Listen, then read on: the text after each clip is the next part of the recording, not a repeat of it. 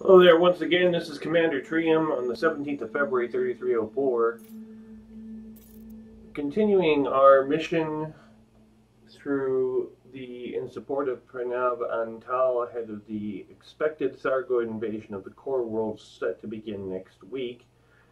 Also, next week, we're going to experience the release of an update to the gaming venue in the form of the Beyond updates series beginning.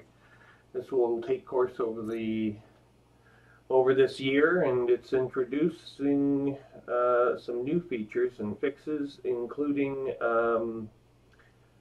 detailed planets, absent atmospheres, it's believed, for the first release. By the end of this year, we'll finally have atmospheric landings, it's said. Though I've yet to see a direct quote from Frontier on that, but that is what is in the rumor mill at the moment. So, at any rate, we have to go collect some propaganda to distribute. And we are on our way there now through Dover Port, which is actually the PLX system that we are attempting to convert fully away from Zachary Hudson and into the hands of Pranav Antal. Let's begin by having a look at our communications.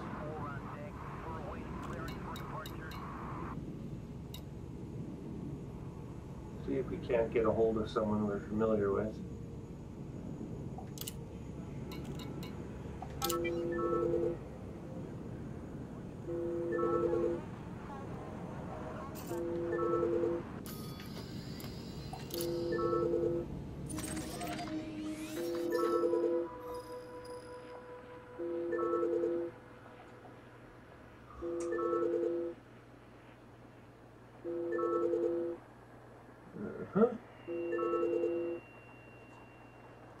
Looks like we have a delivery to make at this location. Bio-waste, 4 canisters, mostly being done for the prestige as opposed to the money. The glory delivering bio-waste.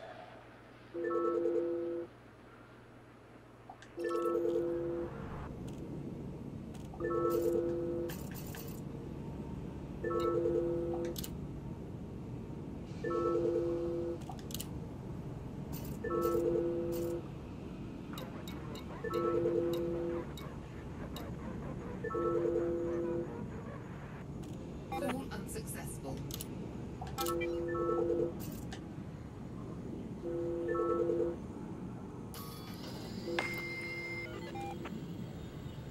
Buongiorno. I've logged back in. I can't raise Nate Dogs for some reason. He's listed as being logged in, but... Yeah, I tried to dingle-dangle him, but, you know, he didn't pick up. Yeah, he's doing what I do. Sitting there. Burns up time, makes you look less efficient in the standings, but I don't know if that actually costs you anything. I don't care. I know what I do and how I do it. I don't need to. Unless, of course, it does start to cost you something, and then you'll change your mind. Well, yeah, if it costs me something, then sure I'll maybe log out at night instead of leaving on all night. I don't know if it ties up the servers at all. I don't think all that much, or they would probably disallow it, but... Well, like I said, it only allows like 32 people on an instance at once, so it's not like you'll be tying up too much. And where I am currently, I'm not tying up anyone. So if it's only 32 people per instance, I don't know where you got that figure from, but... I heard it somewhere. If that's I think true, on Lave Radio. if that's true, then... Hang on, just setting a course here. If that's true, then where do the people above 32 instances, where's the 33rd and following instances end up? Clear the exclusion zone. Separate server? Commander. Well, it's set by server so that it won't lag out. Like, you get too many people in one area, you're gonna cause some Yeah, but the problem server is, stress, and people's processors and internet won't be able to keep up, which will make it less enjoyable for them. I don't think it'll affect a network feed coming from 64 different places, depending on what the protocol is doing, and it's not that big in the case of Elite, because you can use protocol readers to find that out. But it's not very complicated, and I'm quite sure that 64 PCs could be easily accommodated. Not so much on the Xbox PS2, that's a little different. But PC hardware wouldn't have a problem with it. I mean, your card can take, I mean, routinely I'm downloading media files that are in excess of, you know, gigs. Between 256 megs and a gig in minutes, if that. If it's 256 megs, I'll literally have it in seconds. And torrents are set up so that they automatically recycle network connections as fast as they possibly can. Oh, shit. I've used torrents. I know how these work. What's that? I've used torrents. I know how they work. Yeah. I remember a very retro version of that, or kind of. You ever get into news groups? Oh yeah. Like X News? I've been familiar with NNTP probably much longer than you, I would expect. I was introduced to them pretty early. 1994. Pretty young. I don't know when it was. Well, for me it was 94, that's when they first came available in my province, so I can't get any earlier than that. I'm trying to think. That would have been before the date the internet was commercial in Eastern Canada. So you'd only be able to access NNTP through your university and nowhere else. I was in high school. I remember specifically one time in high school using it. Yeah, but you would still have accessed it probably through your university, through some program your university was running. It wouldn't have been available commercially. No, this was an illegal news group. This was, like... How old are you? You're in your 30s, you said? I'm 30 now. So you were born in 1990, right? 88? Yeah, well, you would have been 6 years old when I was first introduced to news groups. Well... So, I'm sorry. just saying the one I used, it was definitely not used by no universities or anything.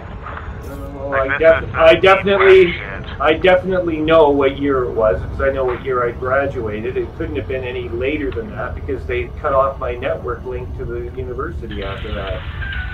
Oh, hold on, my mom's calling. Again.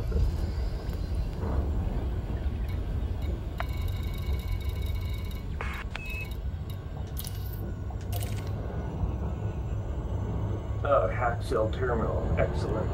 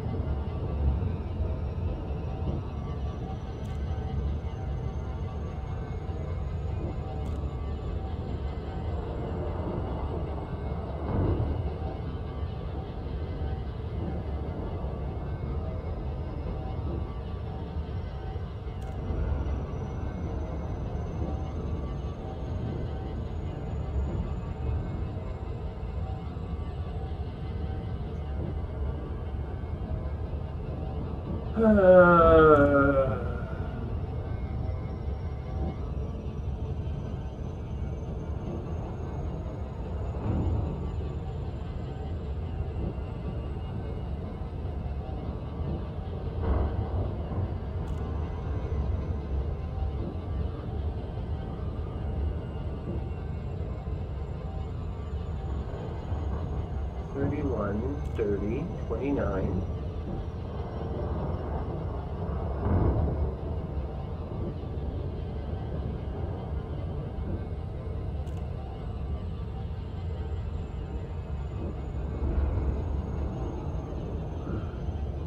double planet with moons.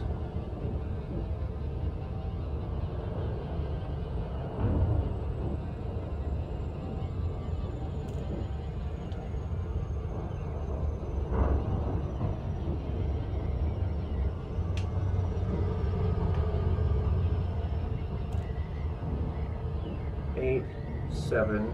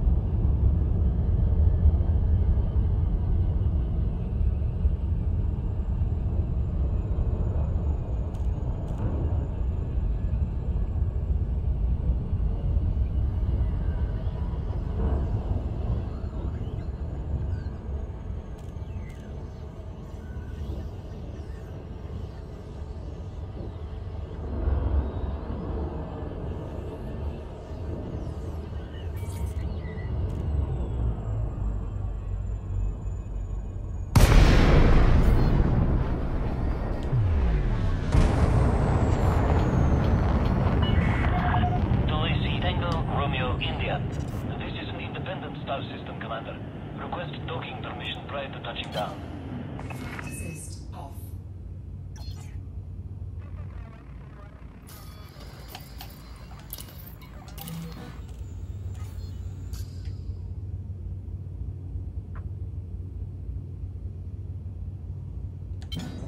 Flight assist on.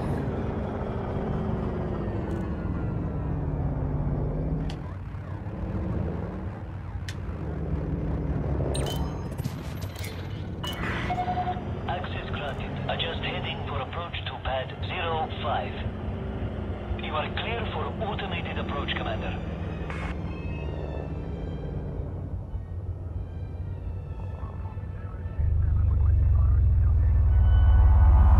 Scan detected.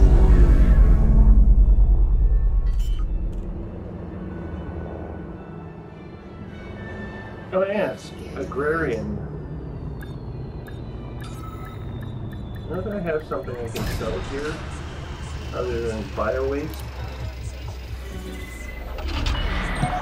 Landing successful. Docking restraints engaged.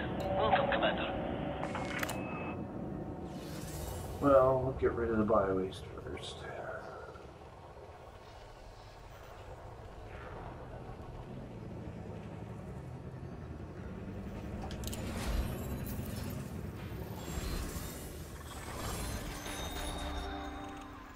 Yay!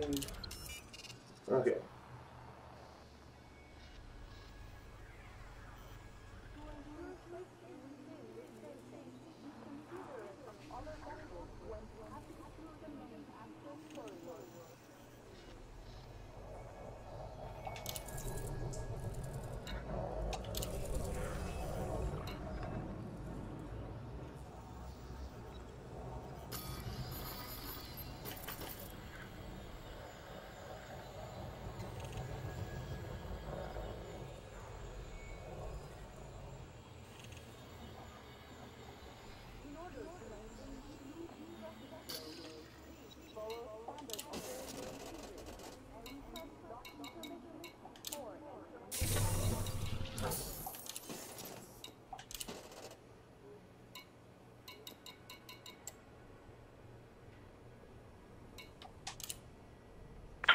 Ta-da.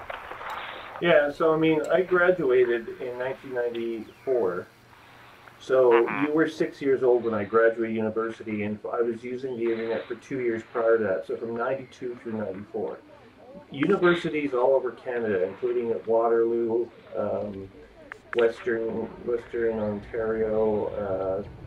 What else? U of T, McGill. These all Laurier. all the big schools had internet access through the Canadian Defense Department, which of course peered off of ARPANET originally in the United States. And when it went academic, that's when these guys got on, and then finally it went commercial. And as soon as it went commercial, everyone had access. But this likely all happened before you were 6 years old. So on most text-based internet services like Net News, email, go for the earliest services. I'll probably have used them before you because I'm just that frickin' old. But as for the rest, I was using the web as early as it came out. I had the beta release of NCSA Mosaic, and that's the National Supercomputing Association in the United States. I had the very first version of Netscape, the very first commercially available browser. Of course, Netscape is long since dead. No one even hears about it anymore. Netscape Navigator, I used to use it all the time. Actually, it's turned into Mozilla. If you look at the history of Netscape, it actually branches into Mozilla. That's because Netscape released its code to open source. But otherwise, Mozilla would have to have developed all of that code on its own. But all the protocol handling, all the basic HTML rendering, that was all there, and so they just plugged their crap into Netscape. But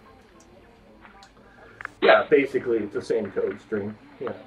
You can still download Netscape Navigator. Yeah, why would you want to? It's terrible to use, but it's still available. I downloaded it for fun once, and I was like, oh my god, this is painful. Yeah, well, I mean, there have been so many features added to the HTTP specification. Do you know what RFCs are? Requests for comment? No. That's, the RFCs are what guided internet technology at one point. You had to know, used to know the RFC numbers by heart. I could tell you what RFC number file transfer protocol, FTP, belonged to. Remember FTP? It's gone now too. No one uses FTP anymore, though technically you can still use FTP:// in your browser. Almost nobody does because it's not considered a secure way to transfer files. Right? Now everyone's gone through the web server. And you know what? If you've ever taken a look at HTTP at a low level and see what text it's sending through, because it's sending bytecode interpreted text. That's all it is. Through to a server that interprets the codes that are embedded in the text so that it displays according to the HTML specification. HTTP injects a lot of arguably extraneous bytecode into its data stream. It's not compressed at all, it's just there, right? This is why you have web services in part. This is part of the reason Microsoft has developed .NET Core. You'll start hearing about that in the days and months ahead. Because there's no compression on any of this stuff, and it could be transferred more efficiently than it is. Yeah. So, yeah, I've been around the block a few times. Excuse me. Sorry about that. On that note, on that subject, I'm pretty well versed and know pretty much anything anyone could ask about the early days of the internet because I was there helping build it. Like I said, I should have taken full advantage and I'd be a millionaire many times over if I'd been just a little bit brighter. I remember when we first got the internet, they gave us a book with a list of websites. It was like a miniature phone book that had like available websites. So how did they introduce the internet to your generation? You're part of what we call Generation Z, at least the Generation X that I belong to calls the Generation Z, and it's before the millennials, but after Generation Y. Yeah. So how did they introduce it to you? Generation Y didn't get introduced to the internet until high school, so you weren't in high school. It was public school that we got it in. Yeah. Like, I'd say probably around 94, 95, my parents actually got it. Yeah. And I remember, as a family, we took a trip to the internet store because you bought internet at a store then. In a box, And and then got it all home, got it all like set up, got the little book of websites, and had at her. Yeah. And then I remember my first online gaming experience. It was with a friend of mine, and we were playing Age of Empires. Oh boy. Well, I have to admit, I played my share of Age of Empires as well. But it was... We did direct links through phone numbers. Like, we would input each other's phone number, and that's how we would connect. I didn't even use that. We used the. I was working by that point. I was working in the offices of the first, like, ISP, one of the first ISPs in the city of Winnipeg. And so we just sat, like the three of us that ran the company just sat there and we just played network games all day long. Like we were so inundated with account requests, and I did some web development, sure, but there wasn't necessarily a whole crap load to do there.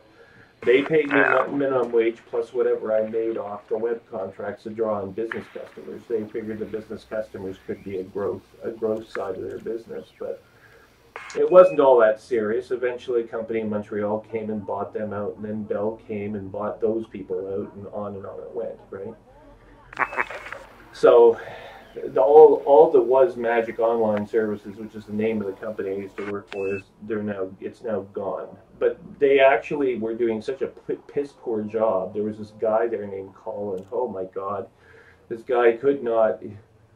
I better be careful what I say since I've odd line, but he wasn't the best person to work with. I'll put it that way. He had some very odd work habits, and eventually he was found to be not compatible with a growing work environment, so he was released, basically. But it was a partnership arrangement, so he had he was free in the wild. They had back to his home. It was his money that in part paid for the setup of Magic Online Services. His money, his family. But it ended his relationship, his friendship with Scott, who was the other proponent, and I don't know. I don't think they ever spoke to each other again after that. He was kind of a weird guy, I found. But he ended up leaving, and what we were left with was a lot of accounts that didn't have renewals. There was no sunset on them, right? So they would just go forever. And without renewal dates on these accounts, I mean, it's something as simple as a renewal date. If you're going to set up an account for someone, the word account implies that you have a renewal date. Yeah. Right? No. So there was no income for year 2 that was planned because no one was going to go after these customers and ask them for another round of payments for 12 months. And they were still making money. Paid for it. Yeah, and they were still making money despite this. They couldn't keep up with the requests. The demand for internet was just that heavy at that time in 95, 96 in Manitoba. It was very, very, I'm sure it was true here too. You may have got it at your school between 94 and 95, but between 94 and 97, I would say, were the big, big years of dial-up growth in internet. And then the cable companies came out with cable modems, and I was one of the beta testers, if you can believe it, on that, because I lived in the right area of the city of Winnipeg to actually be included in the beta program. So I had equivalent T1 speeds to my house from that moment on. I've never not had the internet since then. Like, not a stable link to the internet. I've spent the last 30 years of my life being connected to the internet completely. Without interruption. It's almost the first bill I pay every month. Like, if there's ever a doubt, I've got to have the bloody internet. It's like air, and sunlight. You need to have breathe. What's that? Gotta breathe, gotta get that vitamin E. Yeah, well, actually it's more important than sunlight, because you can go without sunlight for lengths of time, but... Yeah. Oh man, I was in a system that I discovered 61 objects in, And I'm like, oh my god, that's a lot. And then I decide to surface scan half of them. I'm gonna make a lot of money from that system when I trade in that data. Yeah, I'm doing pretty good here. I'm trying to get, like, I'm running around making money. I've got 23 million. I bought some new parts. I found a flat cannon for my spaceship, and so I decided just to ditch my cannon, my other, like, fragment cannon somewhere. And now I have this flat cannon. And I think it's designed for use with the Thargoids, but it works perfectly fine against human craft. As long as you hold the button down and wait, and you remote detonate the bomblets. So you hold your button down, you wait until all the flak is like right next to the spaceship, and then you detonate all the bomblets. And I've blown up 2 ships already that way, so I'm finding it quite entertaining actually to be able to, you know, and it's turret mounted. So it'll aim at your target, but you have to put it into the lead reticle, or it doesn't, or the bomblets aren't self-guiding. So you still have to guide the bomblets, but the gun itself will aim in the right general direction and lock on target. So you hold down the button to keep the guiding and then release to let it explode? Yeah. That sounds cool. But like I said, I can see that being this button. Well, I mean, I use the beam laser, right, to pull down people's shields. So this thing is always shooting. I may as well. I figured, well, I'll just use that. So I just piggybacked the flat cannon on it, because the beam laser doesn't shut off as I'd hoped it originally would. But it left me with a button that I can use nicely for these bomblets to go off. Yeah. Well, this would be that button for the flak. This would be like an autocannon / beam laser. I could literally just have it beam laser and then switch an autocannon flak. Wouldn't be too difficult. You'll have to look up, unfortunately. I don't remember what system I picked it up in. It's across the galaxy from me right now anyway, but... Well, yeah, everything's across the galaxy from me right now. I'm going to another station in the Omega sector. Oh, are you? Another inhabited system. It's a refinery system. Oh, yeah. Economy. In the Omega sector? Yeah. In the Omega Nebula. Hang on, let me just see where the hell... Oh, there it is. Yeah, I found you. I'm almost there. Not there yet, but... The Omega Nebula. Yeah, I don't know. 3 more jumps. Oh, I see. It looks like the Greek letter Omega from a certain angle. If you, but if you go into map view and then turn off none for industries and then have everything else, you can see where potential stations or at least docking areas can be. Well, they light up pretty good, like in the star map when I come and look at them like this. They'll light up pretty good most of the time, and I can see them. Like they're there, right there. I found it. It's behind you from there. You're on the reverse side of where this base is. Well, yeah, but I'm coming from a different place. I came from somewhere in the Lagoon Nebula. But the name of your system is Omega Sector, Victor Echo, Quebec, Bravo 5-15. That's your target. Yes. And I have 2 jumps to it. The extraction economy, you're 2 jumps away, and you're going to be in deep trouble. Never. Because someone's got a fleet on the other side of the nebula you cannot see. What the hell? This old woman that I live next to, she's like outside, she's digging around my window again. I don't know why she keeps doing that. Like, what the hell are you doing out there? Like, she's like, it's like 0 degrees. The snow is all melted. She's still out there with a shovel. Here, what are you shoveling? The water? Like. Yes, I don't want it to freeze on my sidewalk. I think that's exactly. And then I'll slip and fall and break my hip. Is that what you want, young man? Yeah, there's a far less pleasant woman who's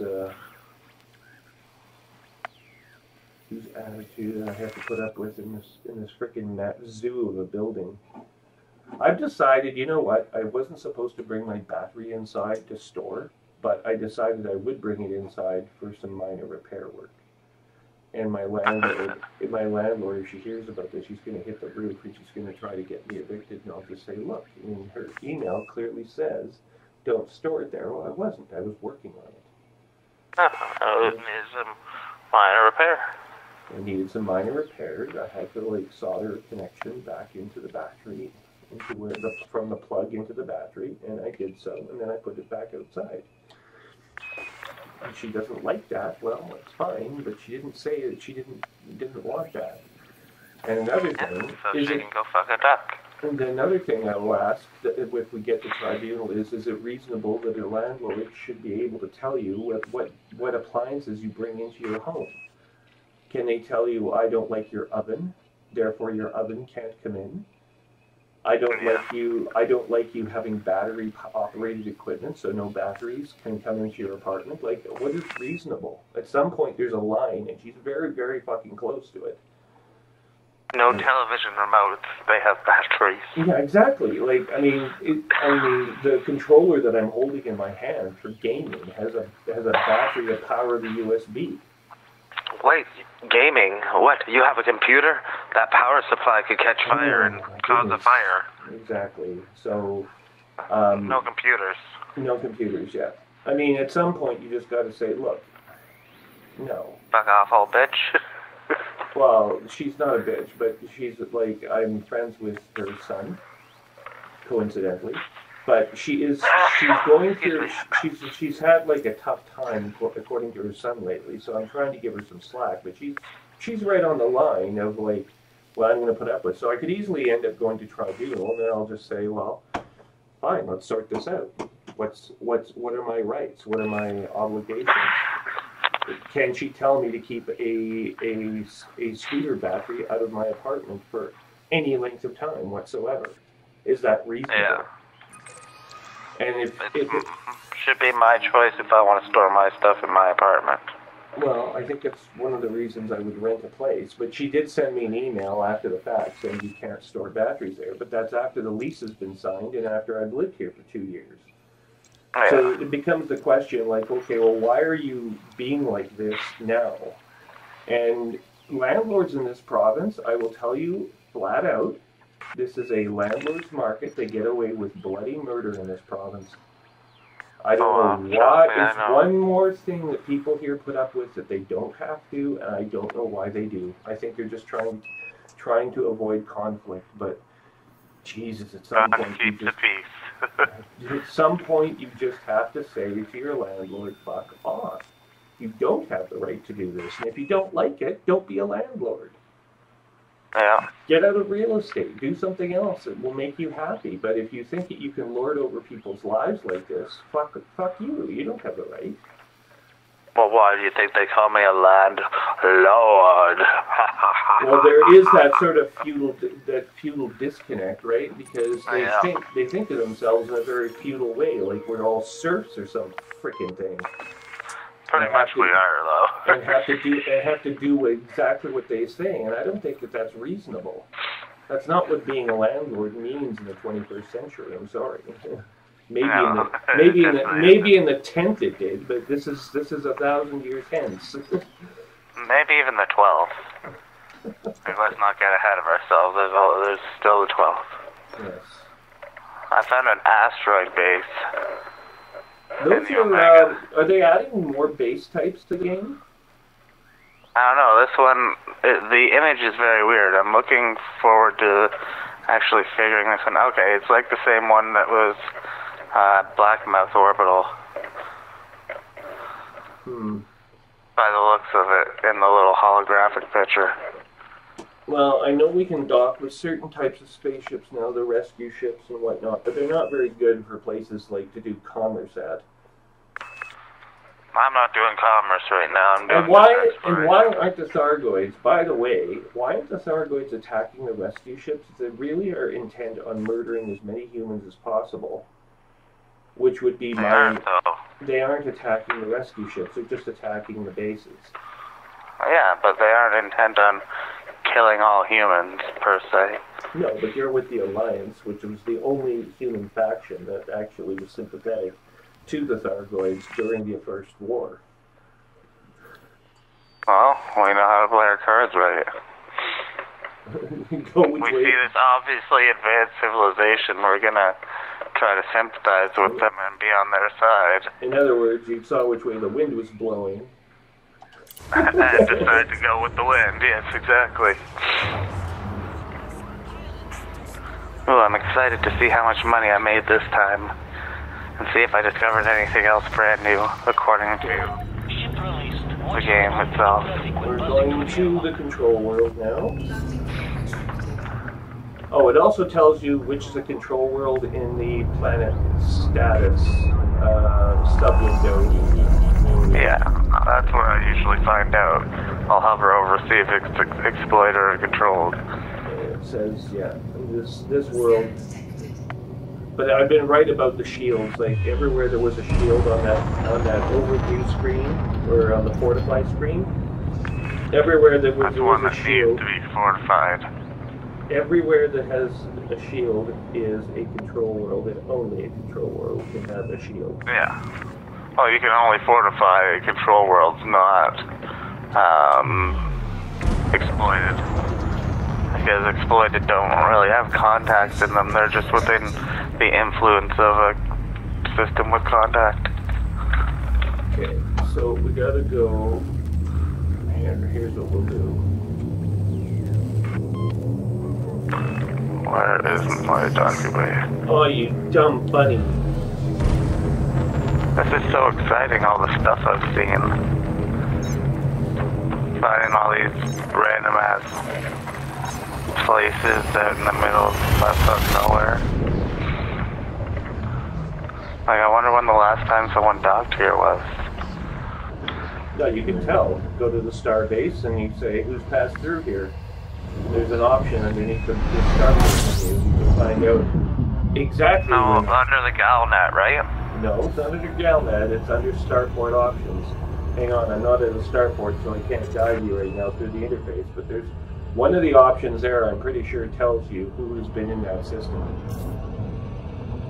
And even if it doesn't, it's possible to find out on the web at edb.io.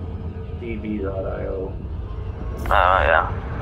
Oh yeah, Universal Cartographics. That's where I needed to go. There's 1 million on this page. Okay, now we have to go to Katab Enterprise. Destination locked. Oh, I first to discover this place. Oh wow. Oh, it's all the things, all like the individual planets within this one system that I scanned. I was the first one to discover all these. You're kidding. It's been like highlighted on the map for how many frickin' years? Probably since version 2 was released, or Horizons was released. What? That base, that world. No, not at this base. I'm talking about along the way. Oh, on my way here. There was a system that you discovered all the planets of. Well, no, I've scanned about 30 of them out of the 61. And no one had, like the previous person who discovered the system, they just scanned the main star and that's it. They didn't do anything else. Yeah, well you got to, if you do detailed scans of each of the planets, you'll get credit for each of those planets, like I said. That's what I did. Yeah. That's what I just got my credit so for. So now you'll be getting full credit, and your name will appear on the as the discoverer of all those planets. Yeah, I'm going to look at it right now. See if it's up there now. Well, you might have to exit the game and come back in, but it will be there. Yeah. I know, but in due course. I won't exit to see it, but I will check right now just in case.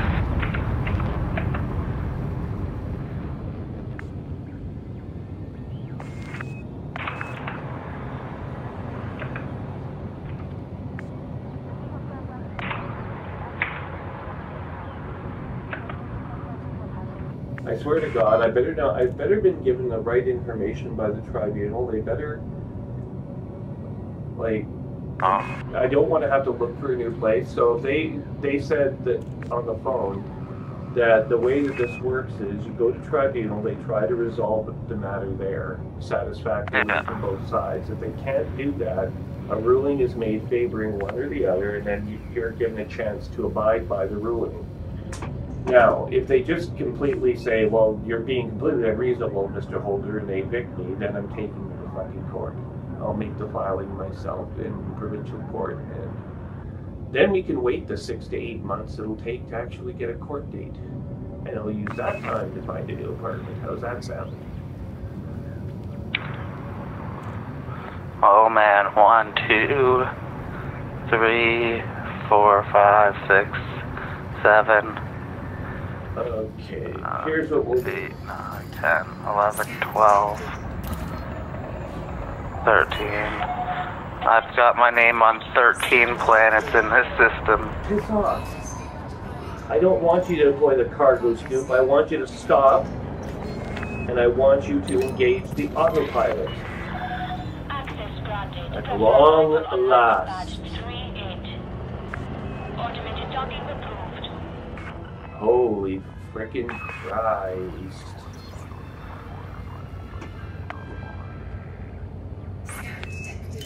That's nice.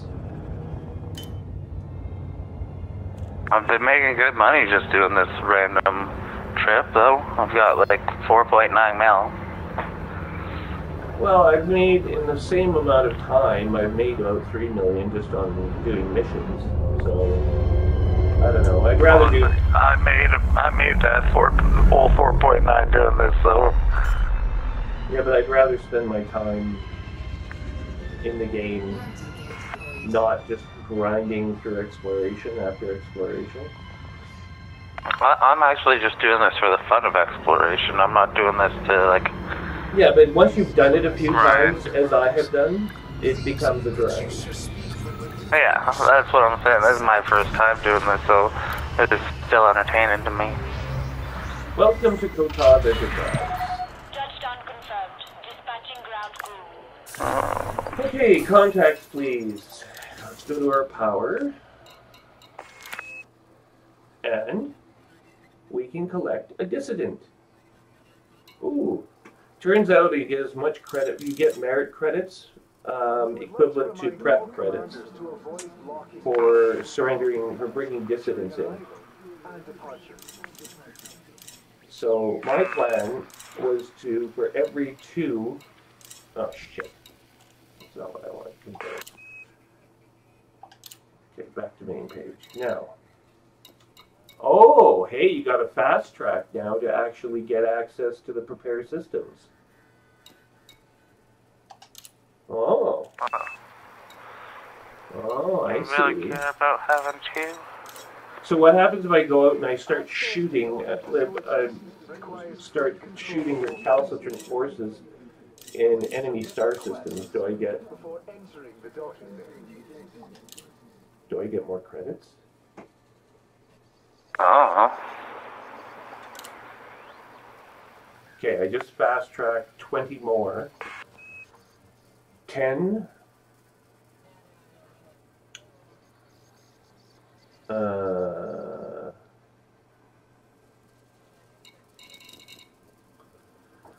Prepare systems, fortify in LTT, and then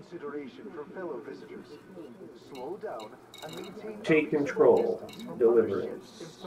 There was another option. Utopian agitators to help root out any resistance. You have to destroy the system resistance forces and get vouchers.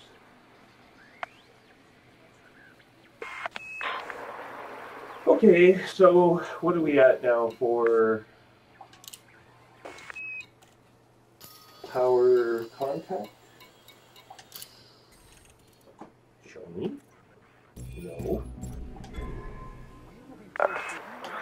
I want you to tell me. Ship painted again. Ooh. Fuck off.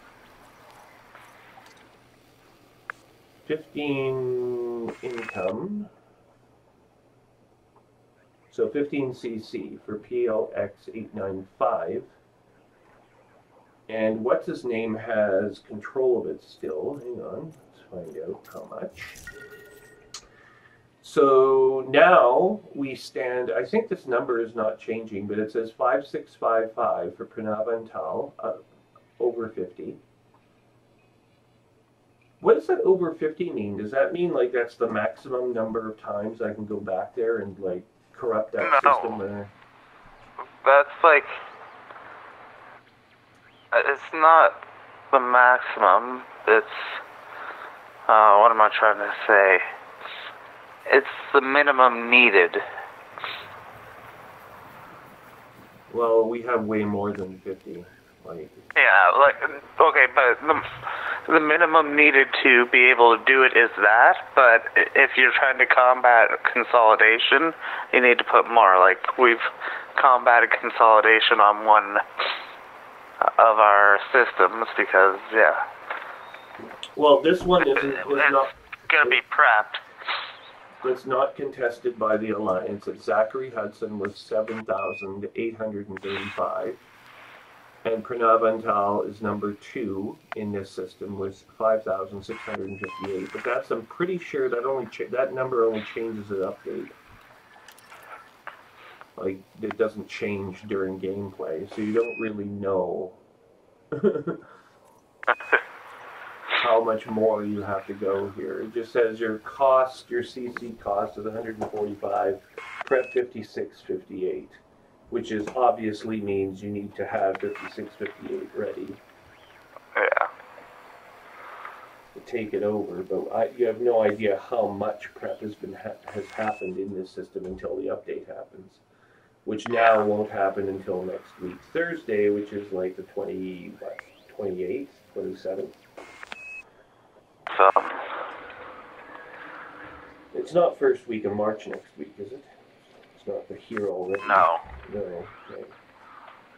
Today's the 17th. Today's my daughter's birthday, and it's the 17th. So it's the middle, and 7 more days will put us at the 24th. Friends with these people. 24th, 23, 22, 20. It's the 21st. Yeah. So the 21st, everything will be different. Okay. Let's donate $175,000 to your cause. Okay, so with that, now we will go back to the original screen. There's only 2 factions at this station. The Omega Mining Corporation and the Workers' Union. Kill them! Kill them both, that way you can become Imperial ruler. Well, they're both in a boom state right now. Maybe I should buy some stuff and go trading. Yeah, that would be good. Quite a long trade route. That's Ooh, man. Gold is being sold at 1,000 below market value here. Ooh! Yeah. That might be And nice. gold is always, like, way over market value. Well, I found a couple 740 units available, too. Here, commodities market. Gold here today sells for... you can... Galactic average is 9,401. You can sell it for 10,124. And you can buy it here for 8,445. So 2,000 credits a ton. Profit. Very much. Let's see, is there anything else that's a major profit margin?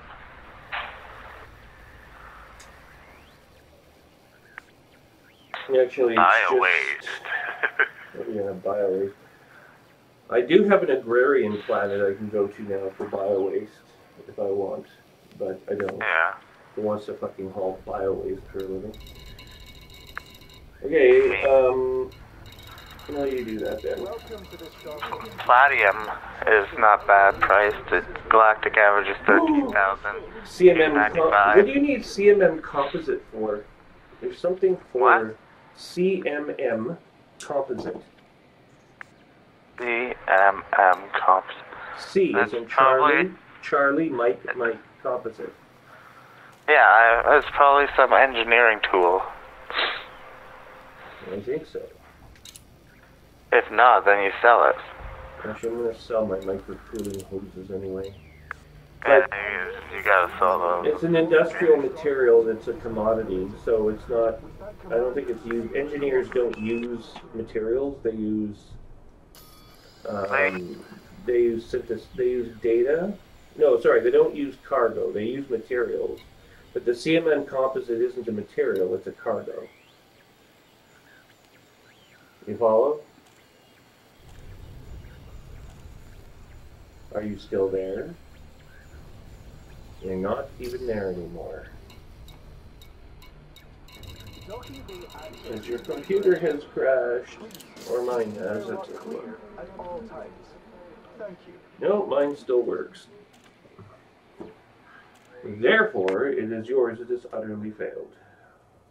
And you just disappeared.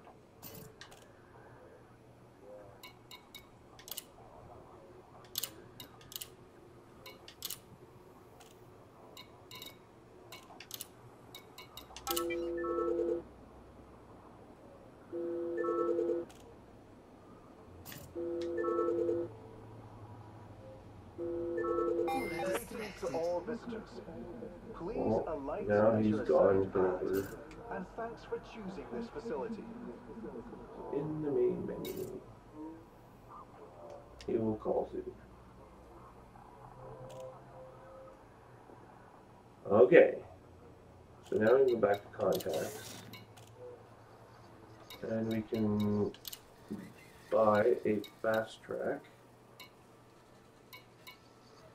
Fortify, prepare, fast track, repair, and utopian publicity.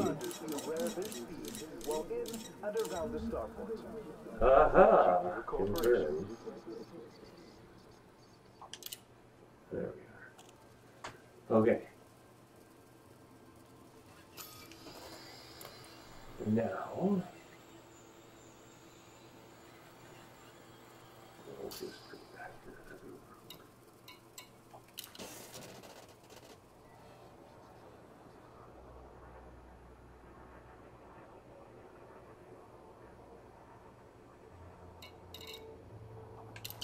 In order to keep bay traffic flowing smoothly, please follow standard operating procedures and request docking permission.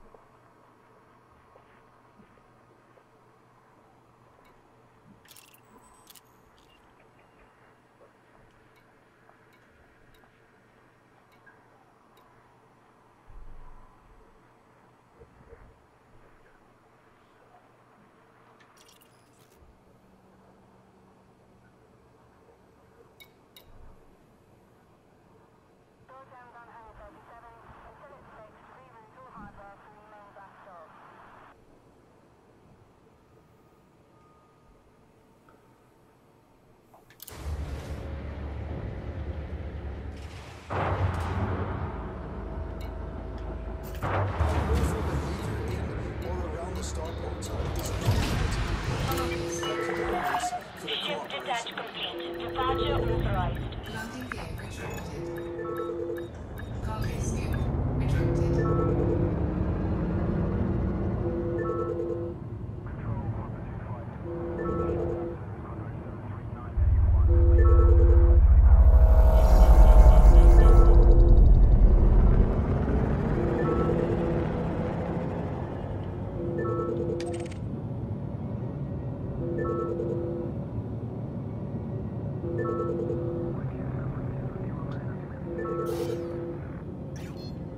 Hydrogen drive charging.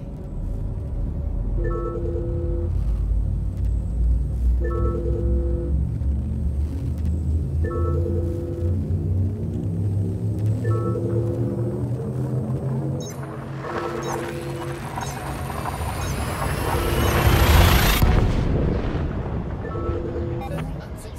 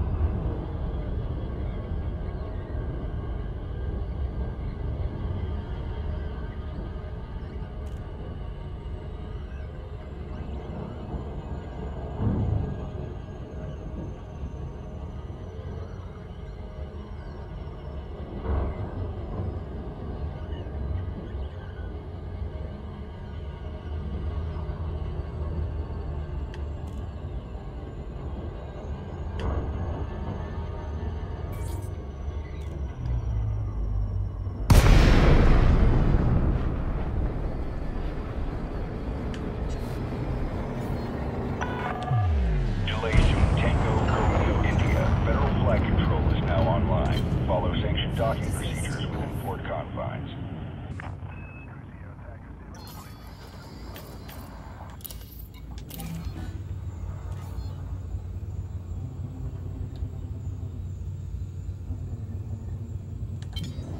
Flight assist on.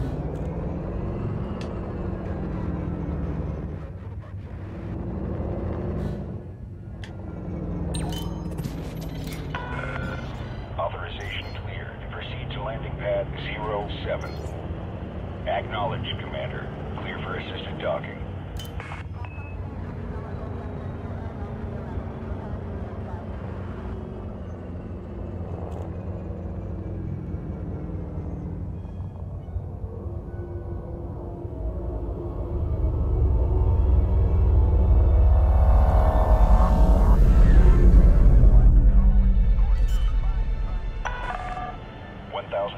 Touchdown. Landing gear deployed.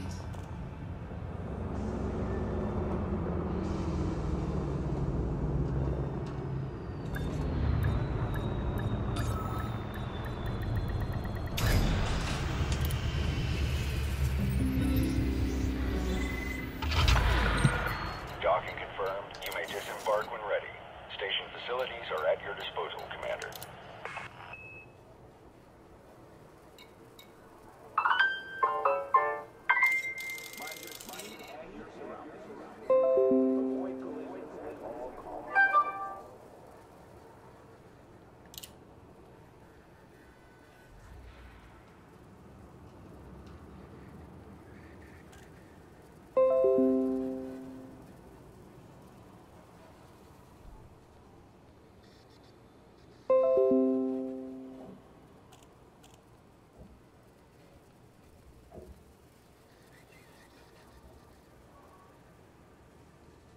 Unsanctioned acts of aggression will not be tolerated.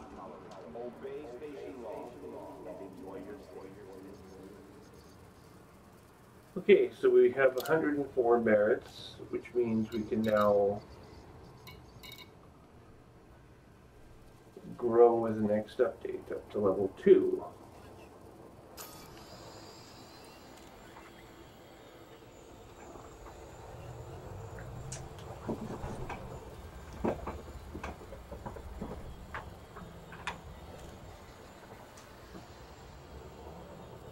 Ride smart. Ride safe. Use your future inside the docking bay.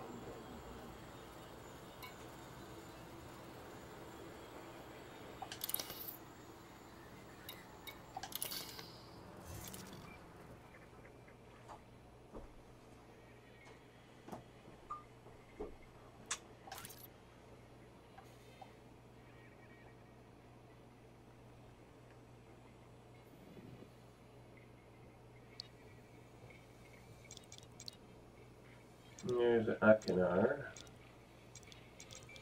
former home of the Akinari, made extinct.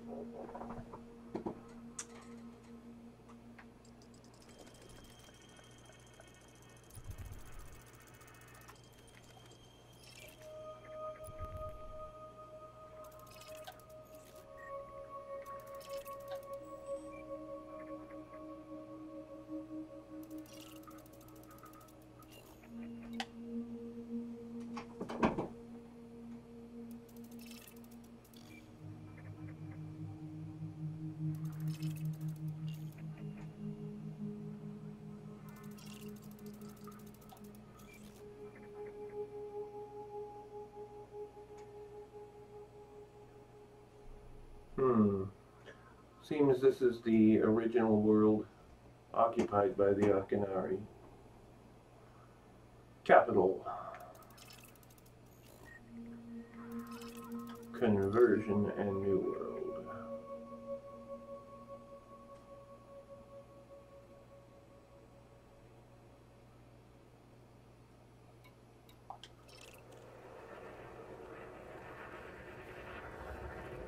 Okay, so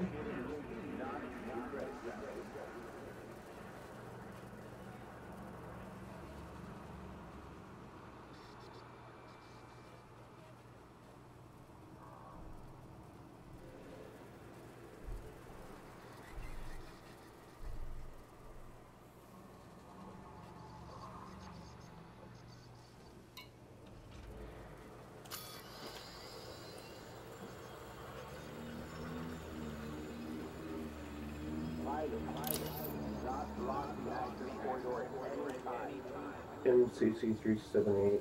Oh yeah, we're looking for a bullet.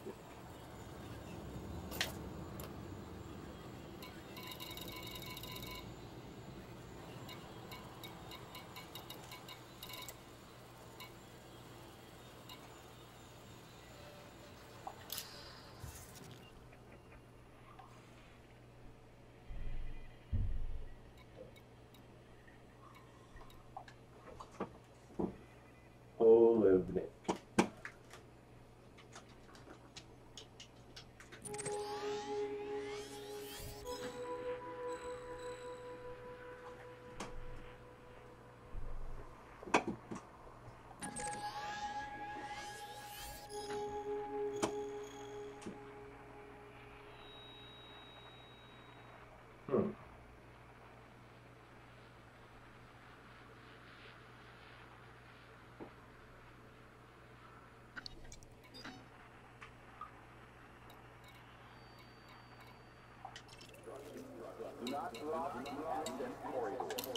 Okay, heading out of the system after we refuel. One other thing I want to take a look at is the shipyard. Ooh, Federal Corvette. Rear Admiral or better needed to access this craft. 187 million credits as well.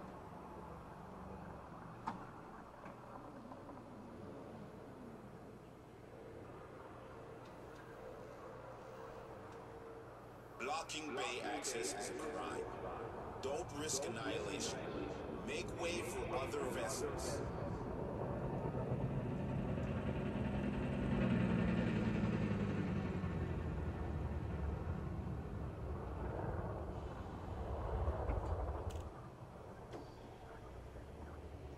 The FNS versions of this craft come with 2 fighter bays.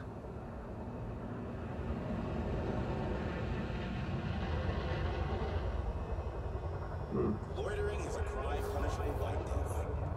Make sure you have authorization before you enter the docking bay. Neat.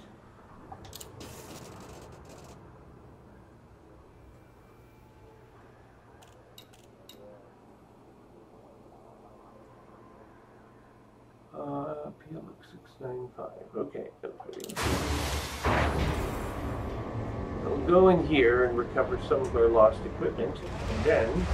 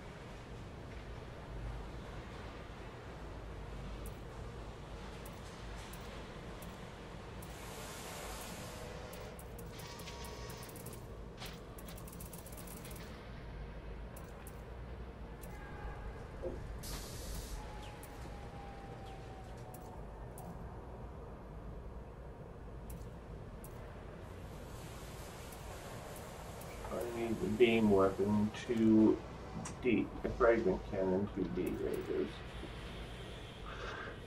Yes, let's bring that here.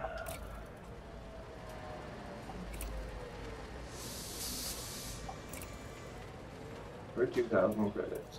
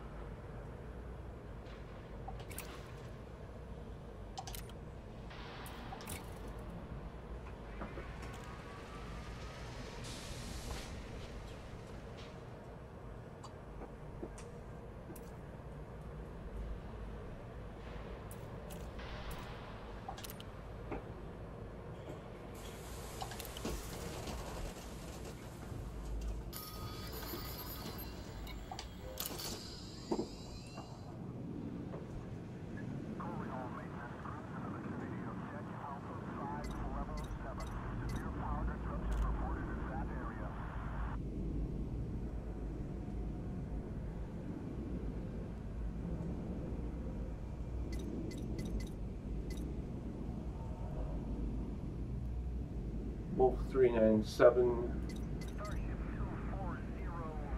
174. So this guy is closer, but he's in the Alliance.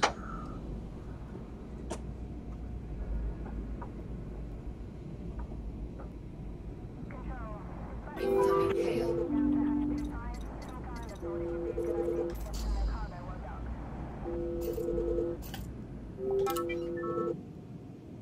Now what happened? Hello?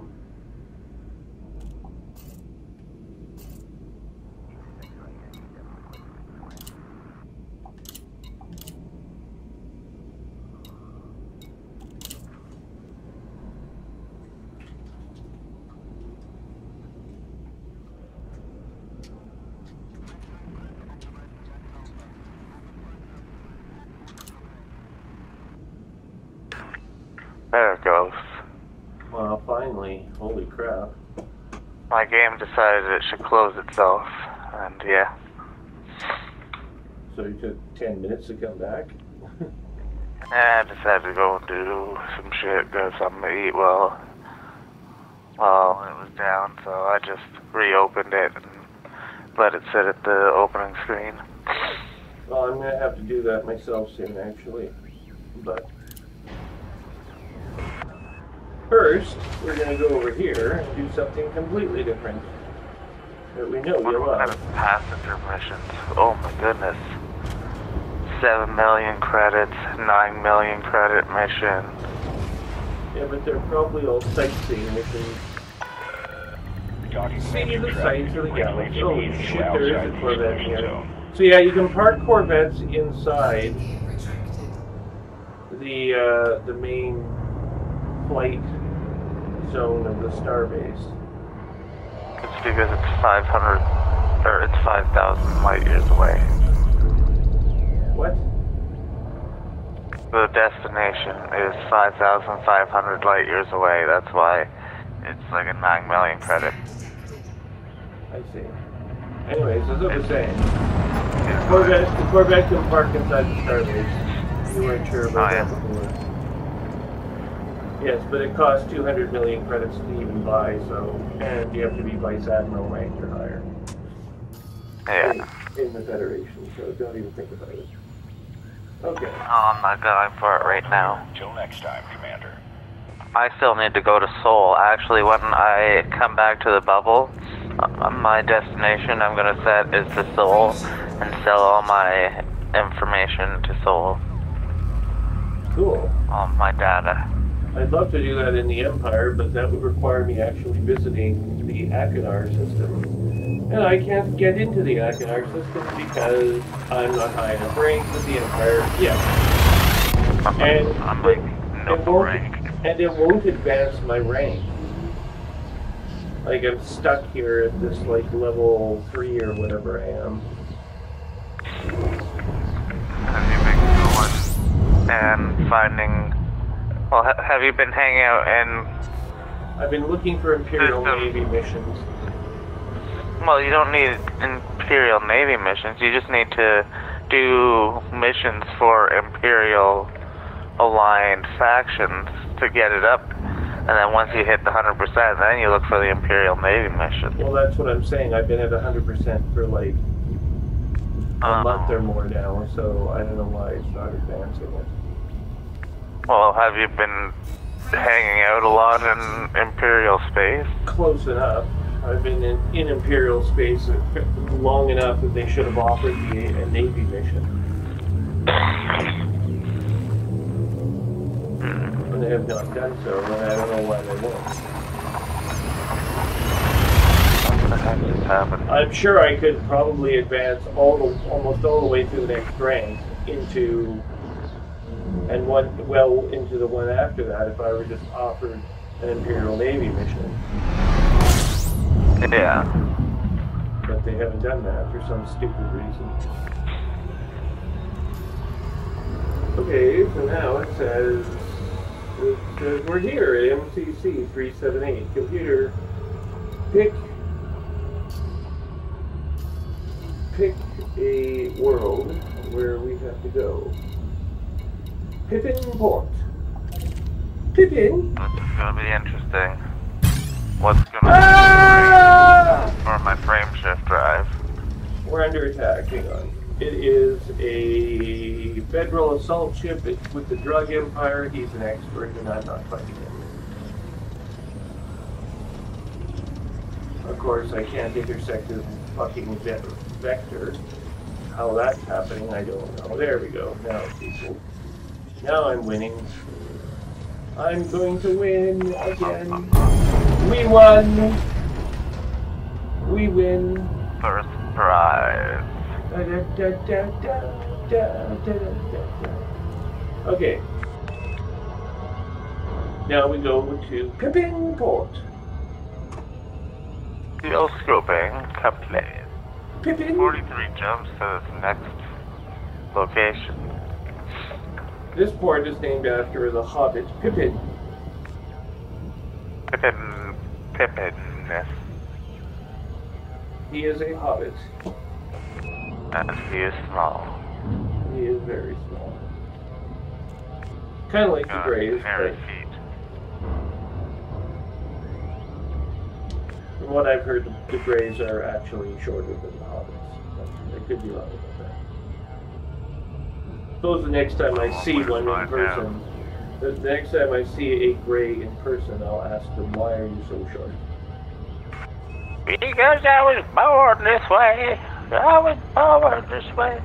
You live 900 years, you get small after that length of time of being alive. Gravity starts to weigh down on you.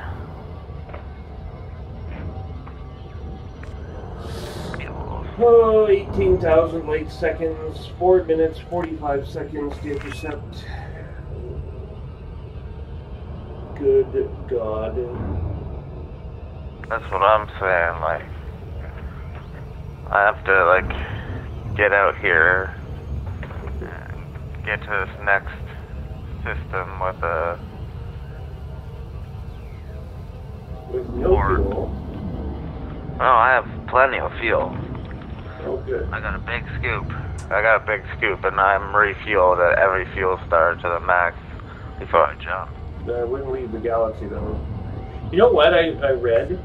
The halo, the stellar halo around our galaxy is only about 100,000 light years wide, in full diameter.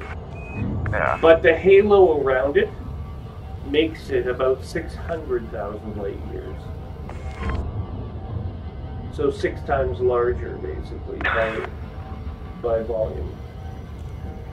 And I just didn't quite understand.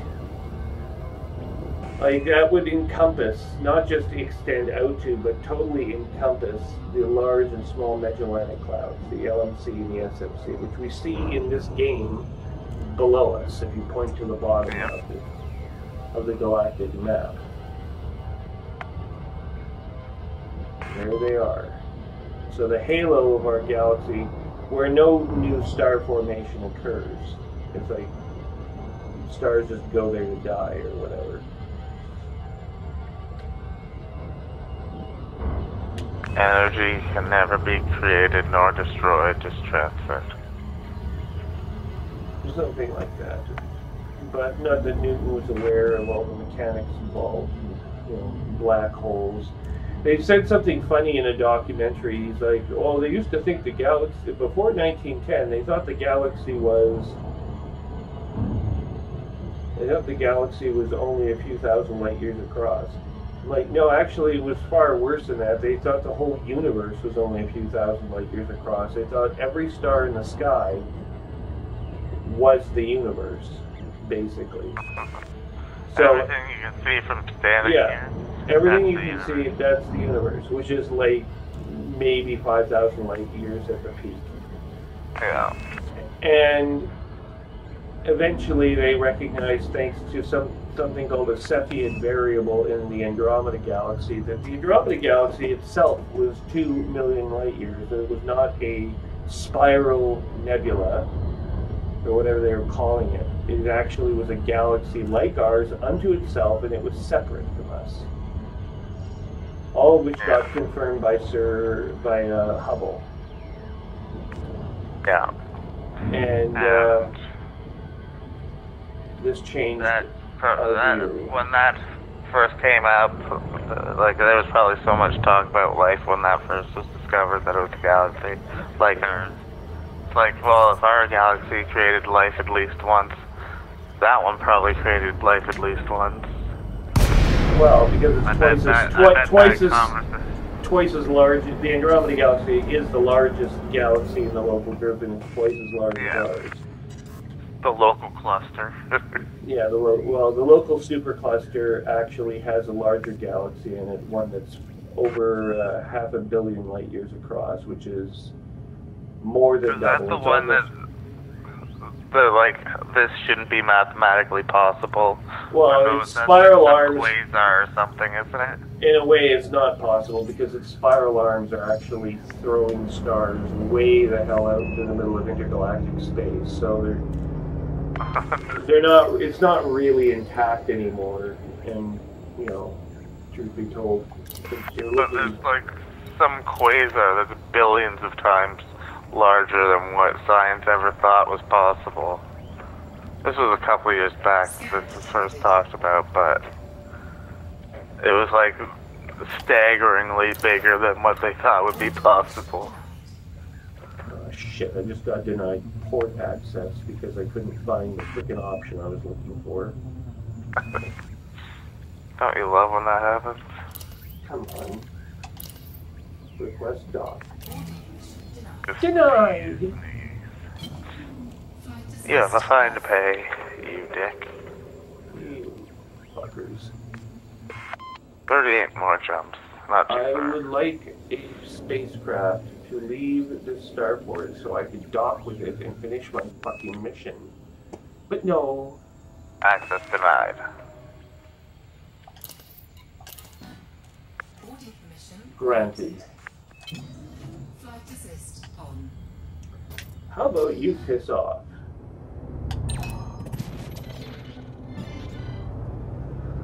Okay, so now Pippin Port is finally available. There's a buoy. Buoy. Yeah, boy. Landing gear deployed. It's always fun. If you're ever in competitive swim racing, just swim around these damn buoys. The wind blows them all over the place, and the current can carry them off. Never fun in the middle of a race when you're like chasing down a buoy that has become de-anchored from the bottom of the lake. And you're like, what the hell is... Why is that thing getting further away no matter how fast I'm going through the water? It doesn't make any sense. I'm not getting any closer. No, it seems like I'm just getting further out in the middle of the lake. And now I'm halfway across Lake Ontario. Maybe I should just keep going. Yeah, swim to the United States. See if I can end up in Michigan. It's been done many times. I know. I know this. Here's your big chance. You can set yourself up. Go for a swim across one of the Great Lakes. You know what? I'll swim across one of the Great Lakes. I'll swim across here onto the United States, just at the mouth of the St. Clair River. That's about what I would say. Just instead of jumping into the lake, just go into the river. Across the river. And you find like a really shallow point with a ford, and just sort of waddle across. There. There's no really shallow point because this has huge freighters. It's a huge freighter shipping lane. Yeah, they probably need to dig some of it out. That's true. But like, there's nowhere for across the whole thing you'd be able to walk. But there's limits. I thought there was there's now bigger tankers getting built and whatnot. Like there's limits as to how much weight, how much gross tonnage the Canadian, the Canada-U.S. Great Lakes system can handle. And there's a debate on now about whether or not, well, should we just put it back to nature and not have like a waterway, or should we actually dig deeper holes and accommodate, larger vessels, which means you'd have to literally rip apart. You'd have to widen the waterway, and you'd have to make it deeper. You have to dredge it out. Widen it and make it deeper. Yeah. Which means you gotta take more water up. Yeah. I mean, the cities that benefit most from this are places like Thunder Bay, Chicago, inland cities that just happen to be on the Great Lakes, and so they get an ocean port, a deep water port. Like us. But we are a port. We have so many because of all our plants here. We ship out refined oil, we get in crude. Shit like that. Yeah, but now the question is it becoming too expensive? Can we do it better by shipping it by rail to Halifax or something, and then? Well, they also do rail as well. Yeah. Well, whatever's available. They got rail and ship. Yeah. I don't know. I think Canada probably would benefit from it, especially if we want to expand our ties with Europe. We're going to have to dig a big, deeper hole. Oh, and you know what else? They also have pipe. They do have a lot of piping. What, they put ships through this pipe? Pipe, they pipe stuff in too. Oh, I see. Okay. Yeah, well. From great distances, like oil. Yeah, they do that on the prairies where I'm from. They have a pipeline. I know. And they just ship. But I mean, I believe that Elon Musk sort of got it right, as much as it's sort of shooting myself in the foot a little bit. It's kind of pointless to rely on fossil fuels anymore. First of all, they're finite in number, and we have to switch sooner or later anyway. Yeah. Because you can't just keep burning up fossil fuels in the center of the planet and then convert them into hydrocarbons that pollute the surface of the planet. Nature spent millions of years putting them in the ground. They were never supposed to be surfaced again. Really. But what do? Dig them up and turn them into a source of energy, of course. Well, we weren't the first one to surface them. Mother Nature itself was. Yeah, but not on the scale that we're doing it, but not even close. But Mother Nature should have never showed us if Mother Nature never wanted us to touch. Well, it comes from coal. That's like saying, hey, look at this really cool toy, but don't touch it. Well, no, it could have been electricity. The problem was that electricity the battery technology in the early 20th century was nothing like it is today, right? And recharging would have been like a major undertaking, and building that infrastructure too expensive. But now it makes a lot more sense, and of course you've got huge incentives coming from big oil and really countries with a heavy investment in this type of energy that don't want to change back because it will cost them money to do so. But meanwhile, the rest of the planet's suffocating in hydrocarbons that they're spending millions digging up. Like if I had my druthers, I'd say shut down the tar sands, And let's just switch the whole frickin' thing over to fusion and electricity, you know, or nuclear and electricity, as the case may be. Yep. I mean, any fissile material that we have to put in the ground will be finite in scale and scope, because fusion will be. We know fusion's going to be available in the next 50 years. So even if we had to stick fuel rods in the ground to meet our country's energy needs, we have the ground to spare. We've got the Canadian Shield, and it's completely sealed as far as the Earth's crust is concerned. There's almost nowhere on this planet that is more stable than that lump of rock. Nothing that leaks out of any storage facility in there is going to go anywhere but sit there inside the storage facility. And as for the rest, well, so what if it takes 20,000 years? We'll probably still be here. You know, we'll just wait till it decays to lead, and then we'll take, you know, but I think it's best just to cement everything inside. Like, once you've used up capacity, you just take a fucking truckload of cement, you pipe it out, you pour it down there, and you seal it shut, and then nature does the rest on its own across the forthcoming millennia. Well, what else you should do at that point is put a plaque there stating the date at which this was of course there, so but then any future people come across it. And explain why we use this type of energy temporarily and what solution it provided. It got us off of fossil fuels and was a stopgap measure between fossil fuels and fusion. Yep. And that's it. Once fusion was available, we had the power of the stars literally in our backyard. We could make as much energy as we needed, and it was... You know what? That plaque should be like encased in epoxy before it's placed in, so that it doesn't wear and corrode. Well, it can be made all virtually indestructible. Although it's very, very hard. Yeah, thousands of years. It's very hard to actually get anything to stay intact more than 10,000 years. Any data you want to transmit into the future, 10,000 years, good luck. There is a hard limit beyond which you can't go.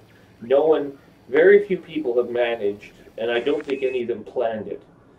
Very few people have managed to get information from 10,000 years in the past to the present day. Well, very few people. Yeah, cave drawings. Those might be 25 to 50,000 years old, depending on who you talk to.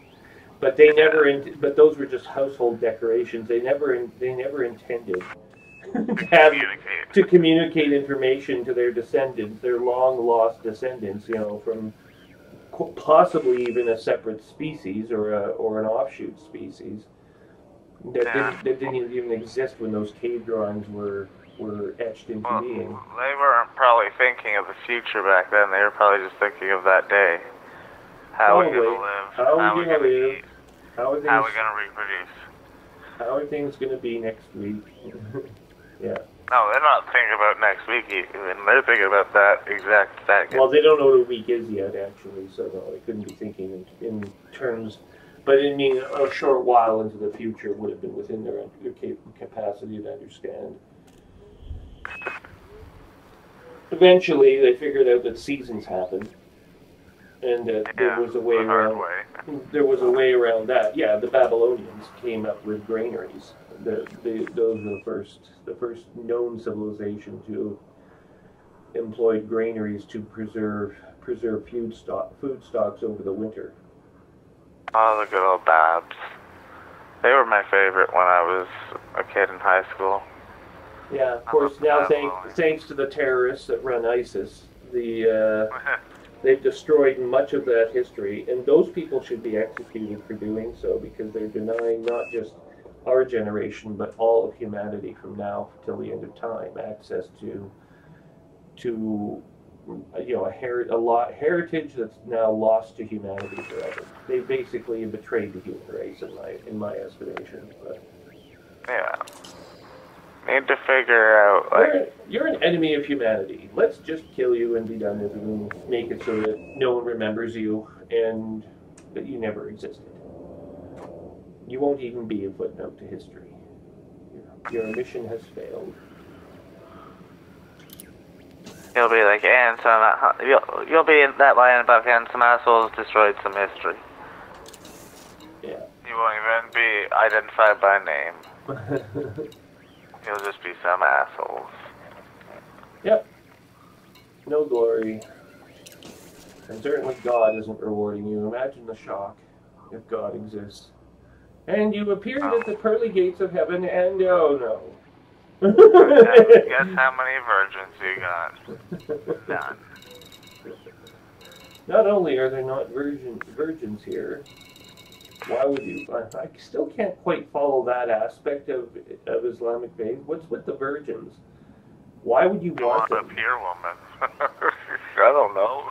Like, they're not as experienced, and they're not going to be as. It won't be as pleasurable an experience, I don't think. I don't really get this. I would rather that someone I'm sleeping with have some experience in the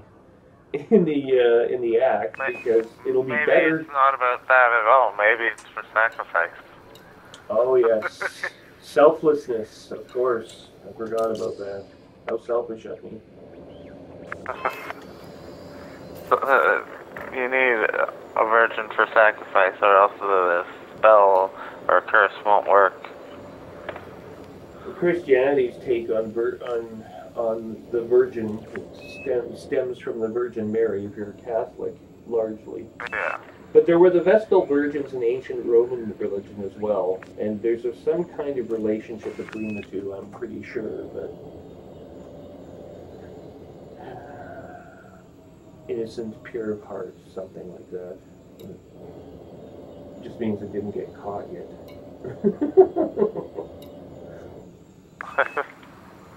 So when are you coming out here?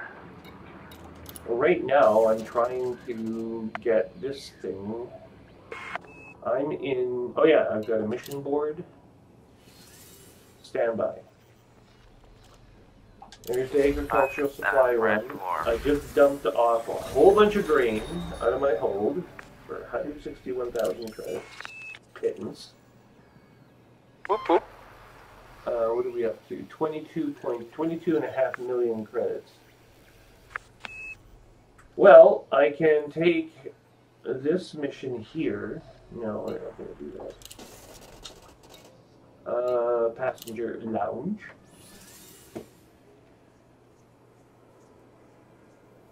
Louisa House. Louisa House? Seek sightseeing adventure. There's transport Wendell Castillo for 500,000 credits. Let's take a look at that one. Not a criminal, that's amazing. Rank dealer. Ooh. Yep, we'll take this one. Alright. And there's actually quite a few passengers, despite the fact that it is a person-driven mission.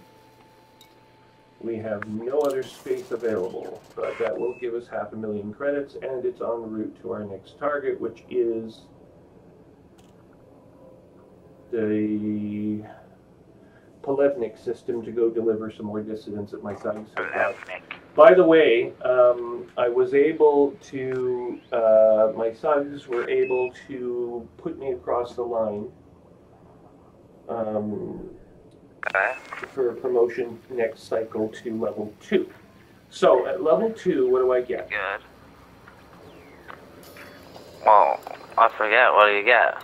Hang on, I'm looking. Don't you get like a rep bonus from Antal? No, you don't get That's anything. all you want. It's just blank, a big blank boxes here, and that's all I get. Nothing.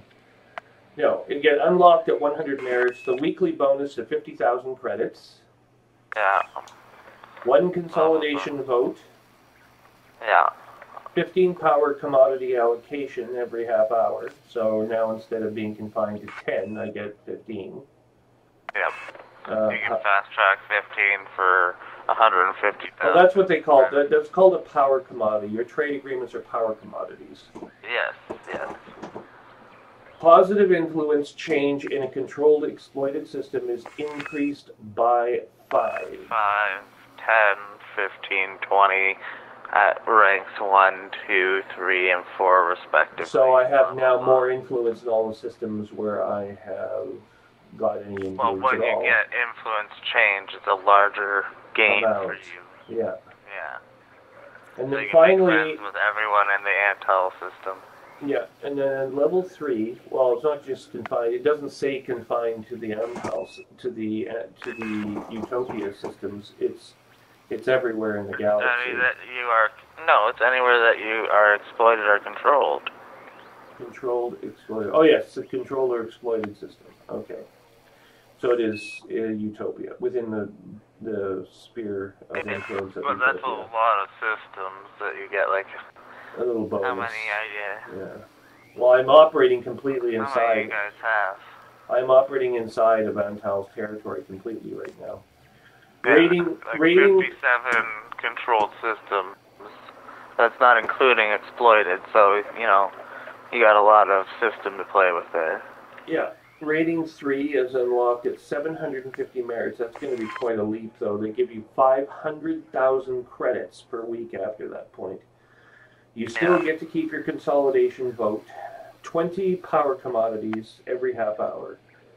I think you get an additional one at rank 3.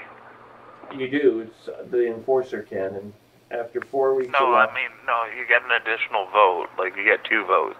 Oh, now I have 2 votes. Yeah, I'm pretty sure you get 2 at rank 3. Ah. Alright. So then, at rank 5, I'll end up getting 50 million credits, but you need 10,000 merit points. That'll take a while. Yeah, you need to, dedicate a couple days to just, fast-tracking and running that shit back and forth. It's grinding your power. I'm not very likely going to do that. It wouldn't be too difficult if you had a large ship with a large cargo capacity and a lot of burnable money. You could just, fast track. Maybe when I get... Yeah, once I get my Corvette, I might go back and do that, but I'm not going to worry about it overly. Yeah, I wouldn't do anything about it right now either. I'm going to save that for, the one that I want to be with in the end. This is... Oh, wait a second. This consolidation vote crap, it changed. It was 60-40 yesterday. Now it's 62% in favor of consolidation, 38% prep. Yeah. So it means more people voted. More people voted. Yeah, you have all week to vote. Oh. Just whenever you get to it and press it, you're voting. I'm sure there's a bunch of people who don't vote. Can I take your votes? Can you set up a proxy? No. I want a proxy. No. No proxies. Well, I guess you could, try to figure out who these people are and tell them to do a vote for you. I can quickly just go and click this. I'll drop you this this tonnage of gold. Yes. Here's this cargo canister. These cargo canisters will be here at this time. You must collect them. Okay, so Pranav Antal. Highest contributing power 2032. He is contributing to Ross 11. Excuse me. Under dictatorship and minus 66. So it looks like we're going to turn Ross 311 over to our side momentarily. That was some good sneezing. I should go to Ross 311 at some point and see if I can't find any resistance members. If there's people who are resisting the vision of Utopia, they have to be killed as traitors. No, not killed. Called. Well, the result is the same. Death. But it sounds nicer. I see. You don't still be afraid. Sell the page. I think we'll sell the page. Confirm. 9,673 map points. Okay. And now we are in the Hecate system. Huh? Why are we here? Where the hell are we? Oh, MCC 378. So Hecate's the controller here. Passenger lounge. Passenger lozenge. Lozenge. I can use a lozenge. Sounds like it. And a mission board. They switch the flip. And then the conspiracy is afoot. Okay, so I can attack these pirate lords. These stupid pirate lord missions, though, they set up a time when the pirate lord is going to appear in the system. I don't like that. I want him to appear. Not all of them are like that. Yeah?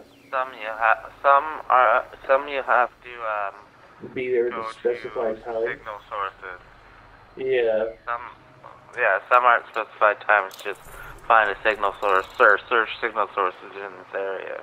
But it says target ETA 2215 2345 Zulu, which I'm not really interested in. You know, every time I do those ones, the person just ends up interdicting me as soon as I get there, so I don't even have to search for them. They just come and hunt you down. Yeah, it's like, okay, I'm here to hunt you down, but sure, pull me out. I'll submit, please. Yeah, well, this guy, he's a ranked master. He is flying a zucchini or something. I don't know. No, I'm not going to take it. It's not enough money to sit there and wait for 15 minutes. Okay, we'll go back. And what else? We have to look at our map again. Look at the map. One object discovered. Ooh. There's systems stacked. Oh, we're going to Polevnik. That's where we're headed. And this is the Njabog system, which has a mission. Njabog. Yes, and then we can go to Polevnik because it's close by. Somewhere. So is the control sphere Nari. The Nari control this region. The Nari, not the Nari. And I want to upgrade a weapon, and the nearest one to do that is actually in the Alliance, so I may come into the Alliance briefly to go see Mr. McQueen. And what system would you be jumping into? The word system, WYRD, I believe is where he's based So out is of. that controlled or exploited by who? I don't know. It's an Alliance planet, I know that. Well, it would be a shame if someone tried to gain merit points off you for that. Yes, it would be. Which is why you are not going to, you're not equipped to do it. And I'm halfway across the galaxy. And you're halfway across the galaxy. Oh, Wendell Castillo.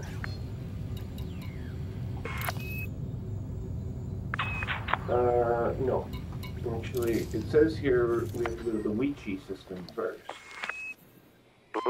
Passengers must be pandered to, because otherwise they won't deal with you anymore and they'll tell on you. You're not my friend. Nobody's your friend. Alright. I'm telling Mom. Let's go over here. Mommy, he's being rude to me. Still. Okay. And execute hyperdrive. Landing gear is down for some reason. Defies explanation. The Weechi system. There's the starport. Whoa! I'm gonna crash into the starport. Here we go.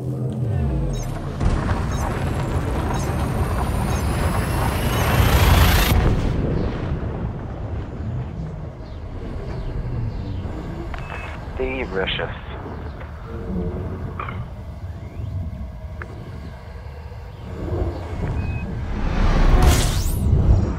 Ah! star here.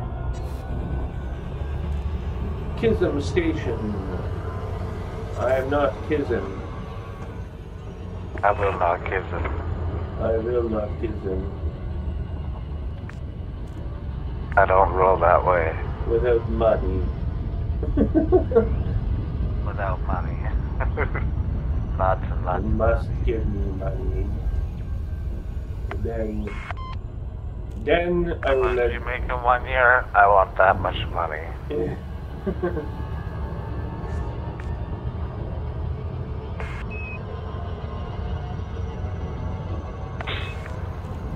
Yeah, I wonder how all these like heterosexual actors exactly feel about it on television. I guess they just consider it part of the job. They're playing a gay character and they have to like become affectionate in front of the camera. But it's got to be a little bit of a chore at the very least.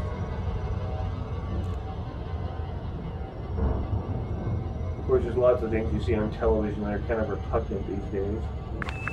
Yeah. Don't watch telly. Whoa! I'm gonna slide right by the station. Oh no.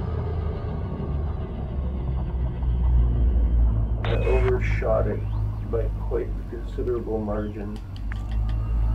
And you throttle down to 75% in 7 seconds.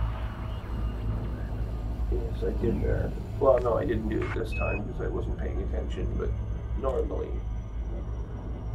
That's your fault. Okay, we're at 7 seconds.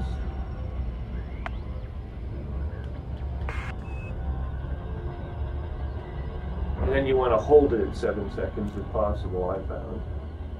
Well, that's what 75% does. It actually drops it down to 6 seconds and holds it right at 6 seconds before 7 seconds. Well, yeah, it's on the line. It flips back and forth for me. I never get it to stay exactly on one number for the whole trip into the station, but pretty close.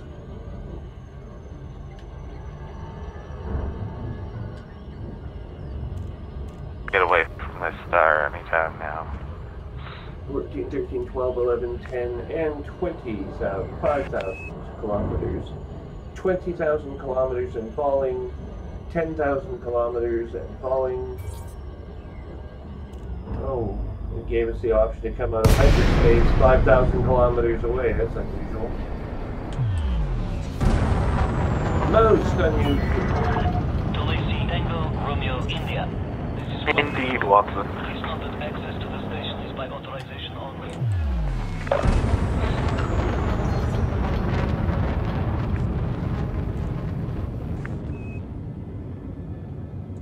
What? Flight assist off. Flight assist is off. As we fly right by the space station, careening out of control. It's so funny when you hit a space station with your flight assist off. Your ship just goes around in this like loop. There's got to be so many G's involved that you could not possibly survive without being turned into a pancake. But no. Okay, I'll be 1 sec. Flight assist on. Permission authorized. Cleared for landing on docking bay 4-1. Automated docking approved. You may now hand over control.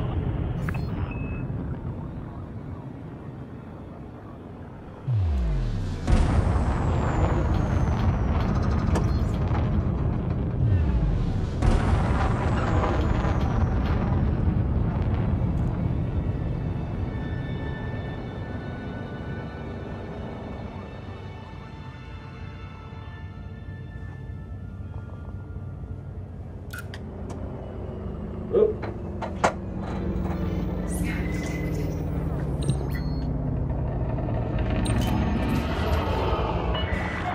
Take note of speed restrictions, Commander.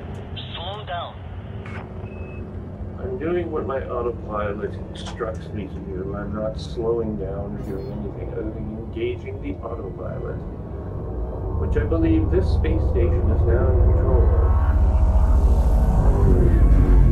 Ugh. water vapor. And now, Landing gear deployed. we're landed on Bay 41.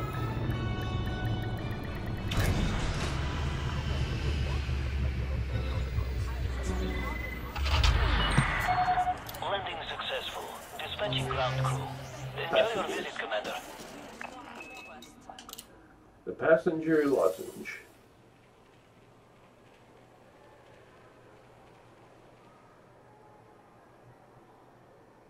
Window to steel. Incoming message. Thank you, Commander.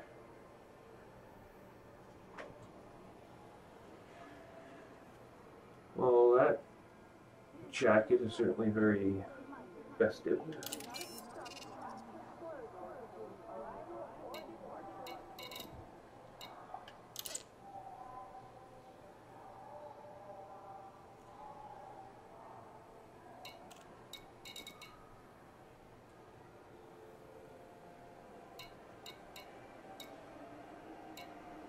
Zelda.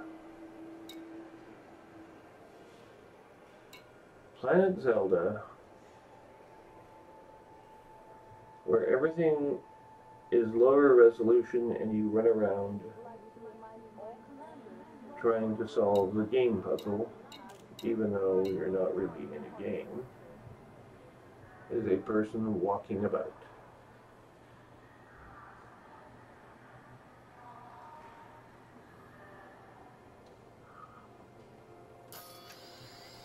We have one more thing we have to do.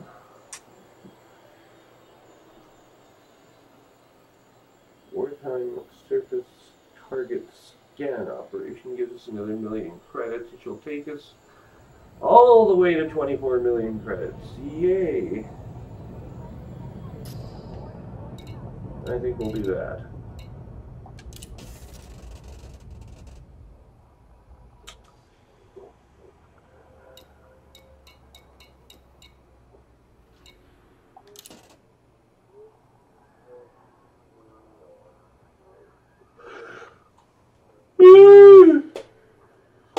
Ugh.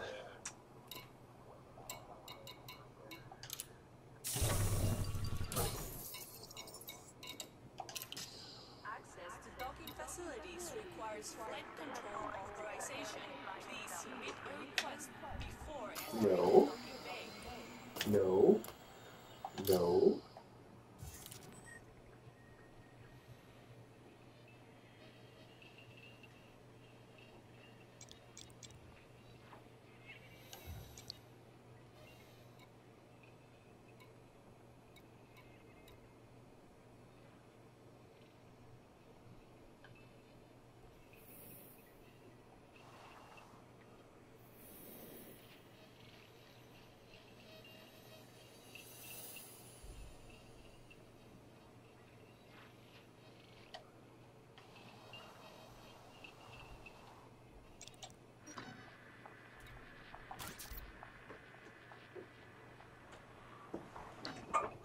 One, two, three, four, five, six, seven. Seven. Seven jumps. Please proceed to the modified docking bay within the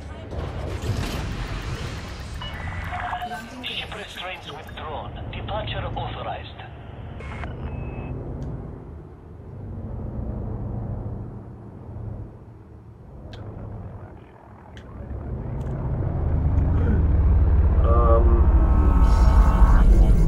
Ouch, that hurt.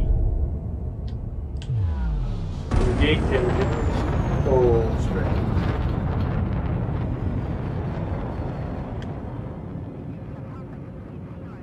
3, 2, 1. Frameshift drive charging.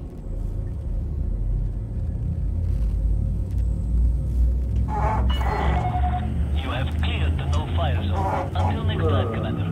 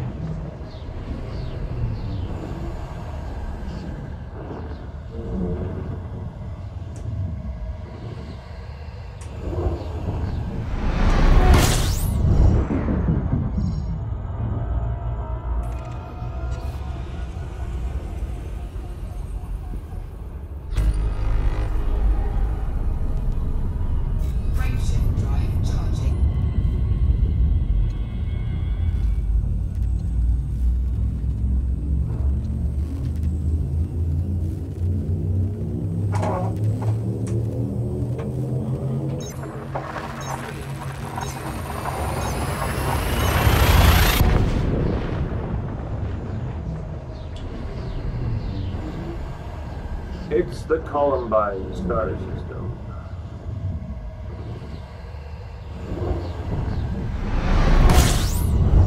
Or not.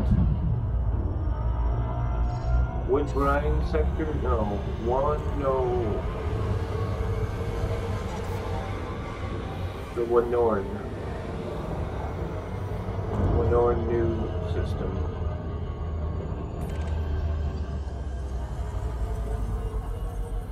Okay, it was a terrible guess.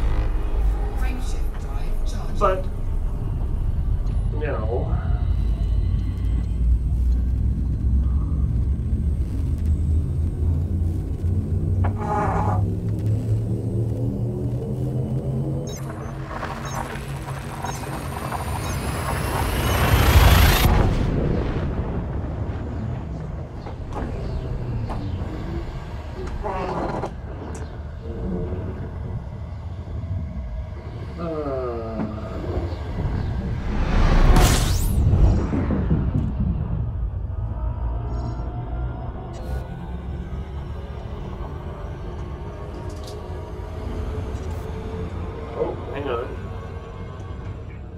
Get lost, cat. She has her dinner, but no, she wants fresh dinner again. Who the hell are you?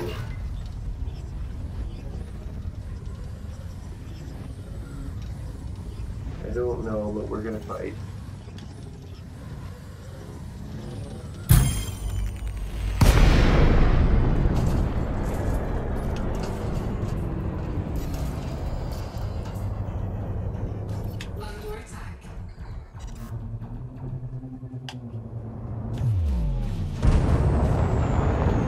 Stop that, please. Thank you.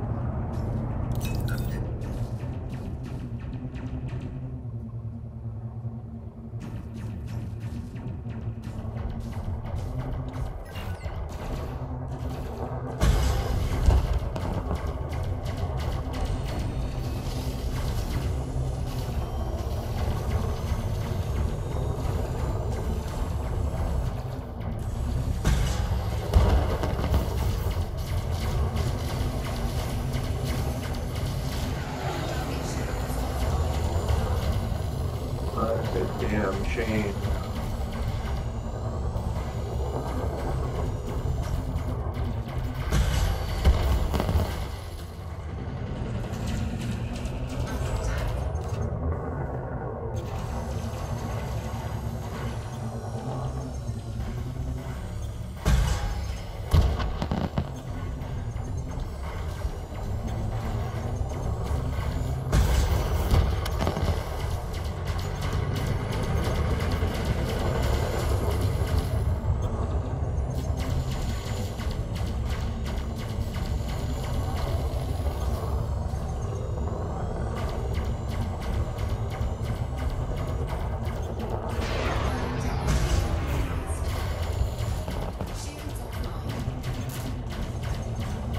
This isn't going well.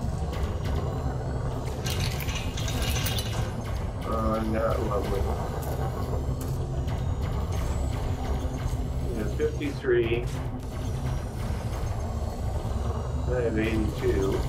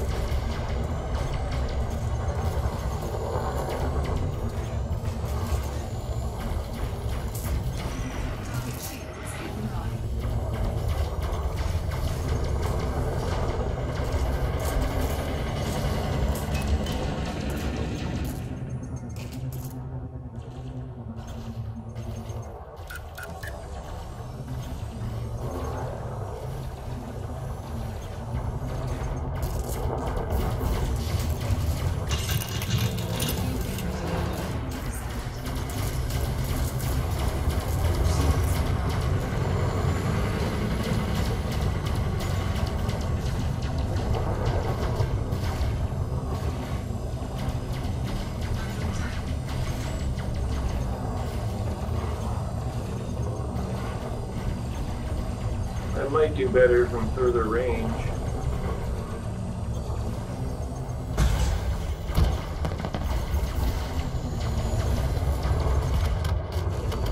There we go. Gotcha.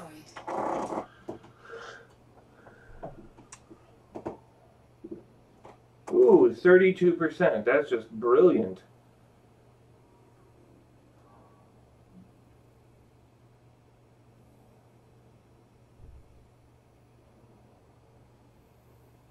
There's got to be a way to improve this weapons cluster. That is way too slow.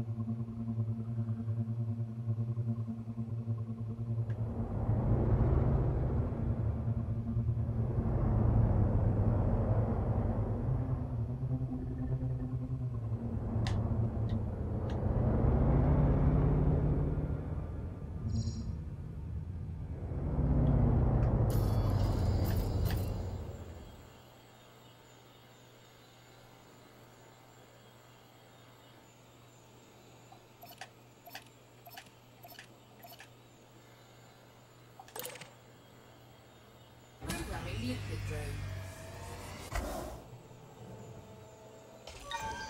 Cargo scoop deployed.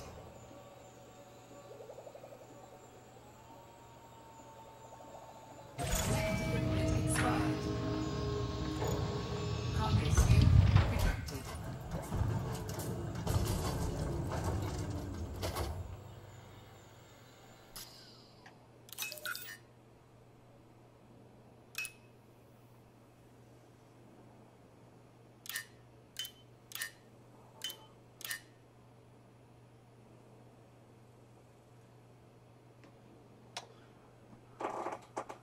Oh, dear God. Well, what do we got in this system we can dock with? Not much.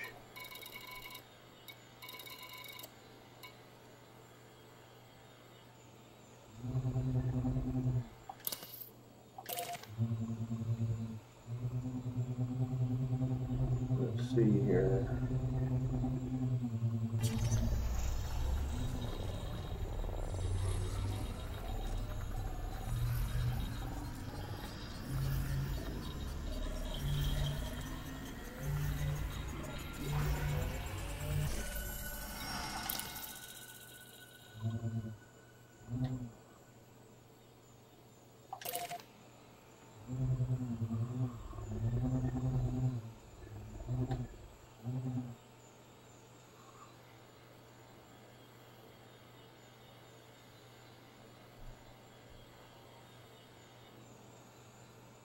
Yeah.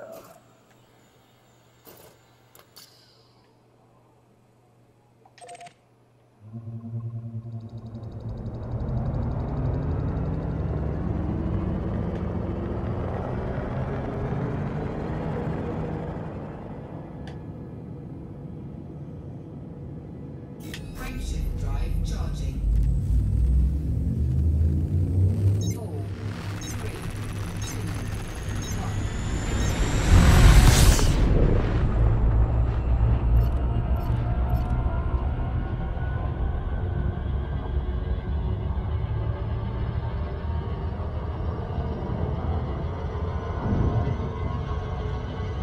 1 jump.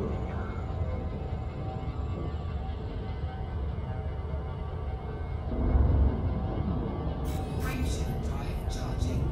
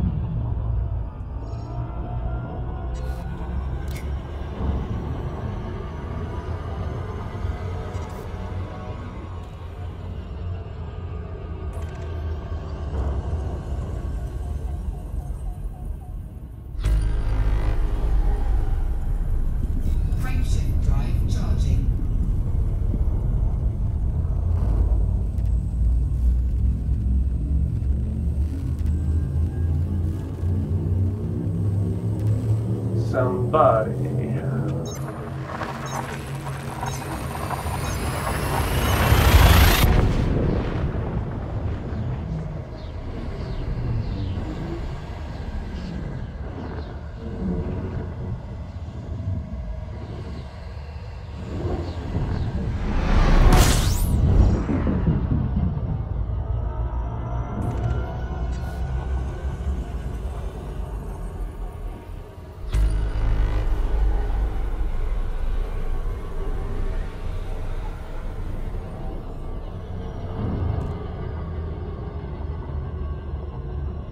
Frameshift drive charging.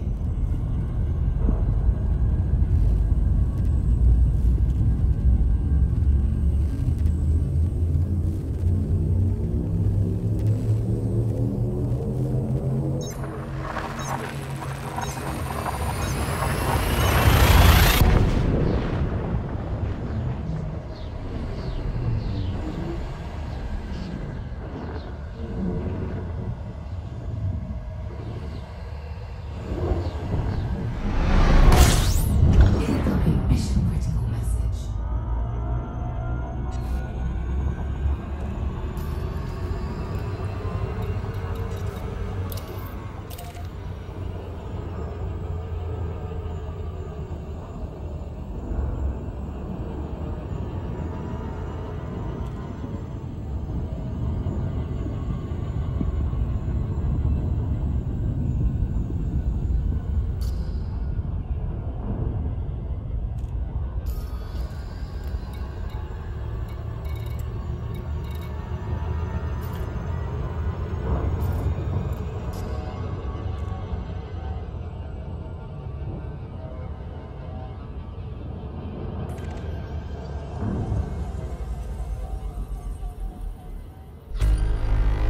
Incoming mission critical message.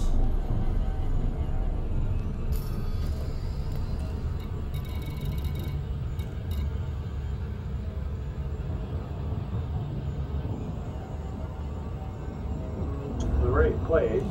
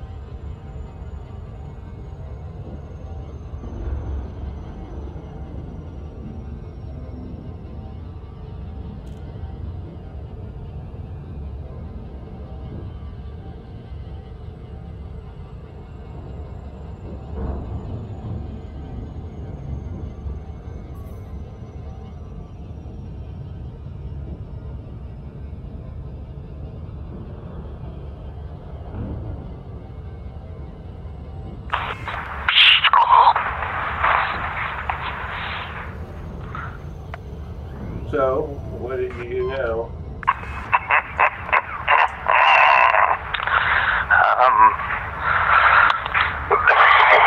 Something that involves items that smell like skunks. Hang on. There we go.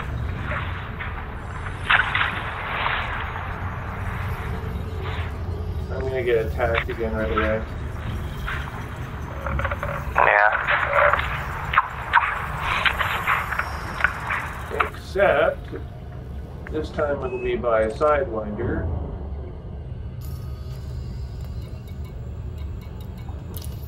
Next jump, my last one? No. Why is it so small? This next jump literally uses up like a sliver of my additional fuel. I can't begin to tell you how annoying it is. This new gun that I've been playing with, like when it misses, you can actually detonate it so that it ends up hurting you. And if it ends up hurting yourself, then you're kind of in deep shit. I've got like a shattered windshield here, and I got 32 hull points, but I've got 3 layers of shields because I blew up my opponent. So basically, the rounds slow down, and then you catch up to them, and they blow up in your face. Well, he was a novice pilot flying, novice NPC pilot flying a Vulture. That should have been a very short battle, but it wasn't. It ended up going on for like 3-4 minutes. And at the end of it, I was like, okay, why was he able to take down my shield? They just sit there and he pecked away, peck, and it felt like I was being pecked to death by ducks.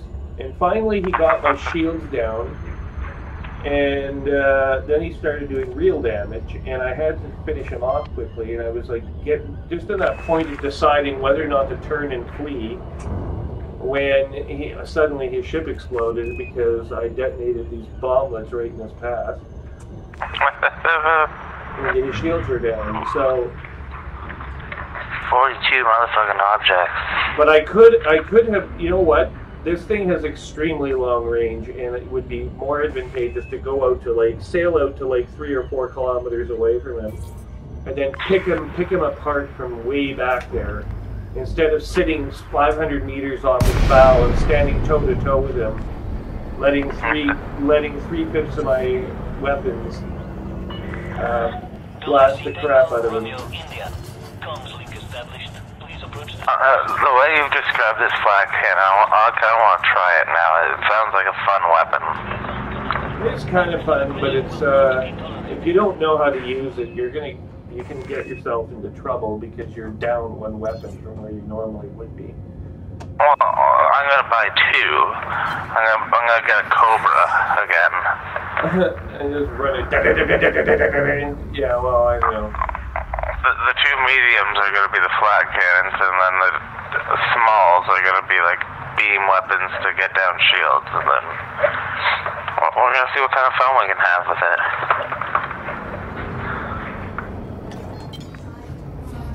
Okay, hold on. I gotta deal with this here. Request dock. Now, Linchenko port. And we're there. Okay. Whoa! There's a fight. There's a fight going on right behind me. There is. There's 2 fighters who are just letting each other have it. I think one of them is probably an assassin just sent to kill me, and they've once again made the mistake of coming in way too close to the starbase, and now the starbase weapons are coming out. Oh, they blew him up. He's done. You didn't get a chance to take him? No, I didn't have much of a chance at all. Oh, hey, this is one of those green garden interiors inside the space station. So there's statues and parks and forests and all sorts of lovely things. All sorts of loveliness, yes. I haven't been to one of these types of starports in a while. Yeah, can you imagine when space legs come out and you can just walk through those gardens?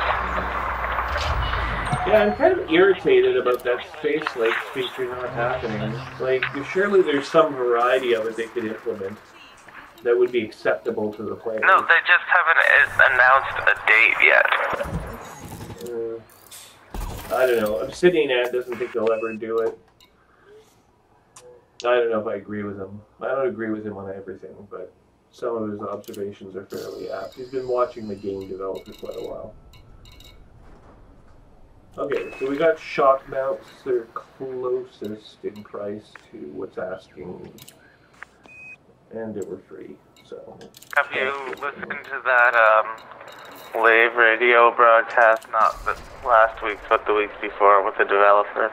No, you kind of turned me off that. So. Yeah, well, there was a little bit of insight in some parts of it, but most of it was boring, but... Why? What did the developer say? I can't remember, but I remember they talked about it.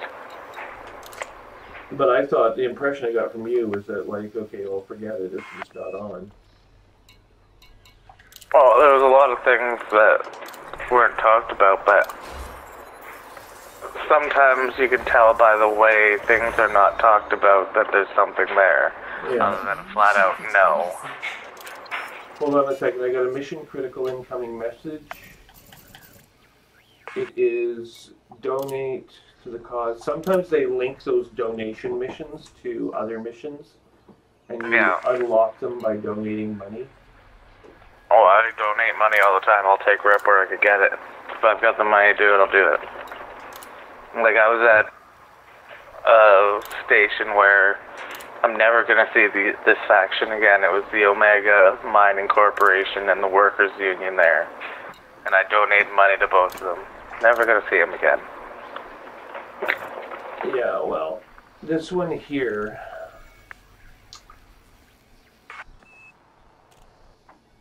I've got, see, I'm not going to do that because with this one, I just donated $5.75 and I realized my stupid mistake. Holy shit. If I get cordial, I can actually take this courier job for $1.3 million. It's a courier job.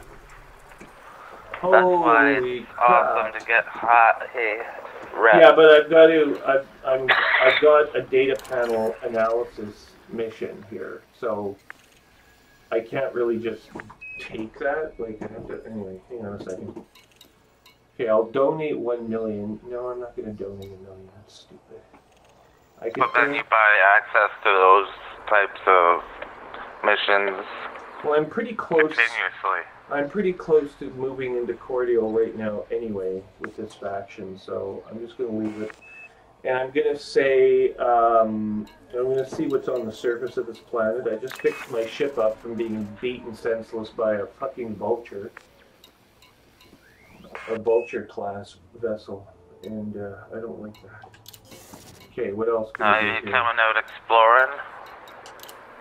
At some point, I don't know when, I've got shit to do here that has to be done right now. The frickin' passengers don't wait. There's nothing you can do about it. Stop picking them up. They offer way too much money to turn aside. Tell them to go fuck themselves. No, not my interest, sorry. Legacy fines. I don't have any fines anywhere. Neither do I. I paid off that 200,000 one. Whatever I needed that money for so badly that I was willing to get a 200,000 credit fine. No, I had the money to pay it back. I gotta go to this planet right now. There's no choice. Confirm 16,000 credits for mapping. Exit. I don't know how much I've made off of this, but I'm about to cross the 24 million mark despite my...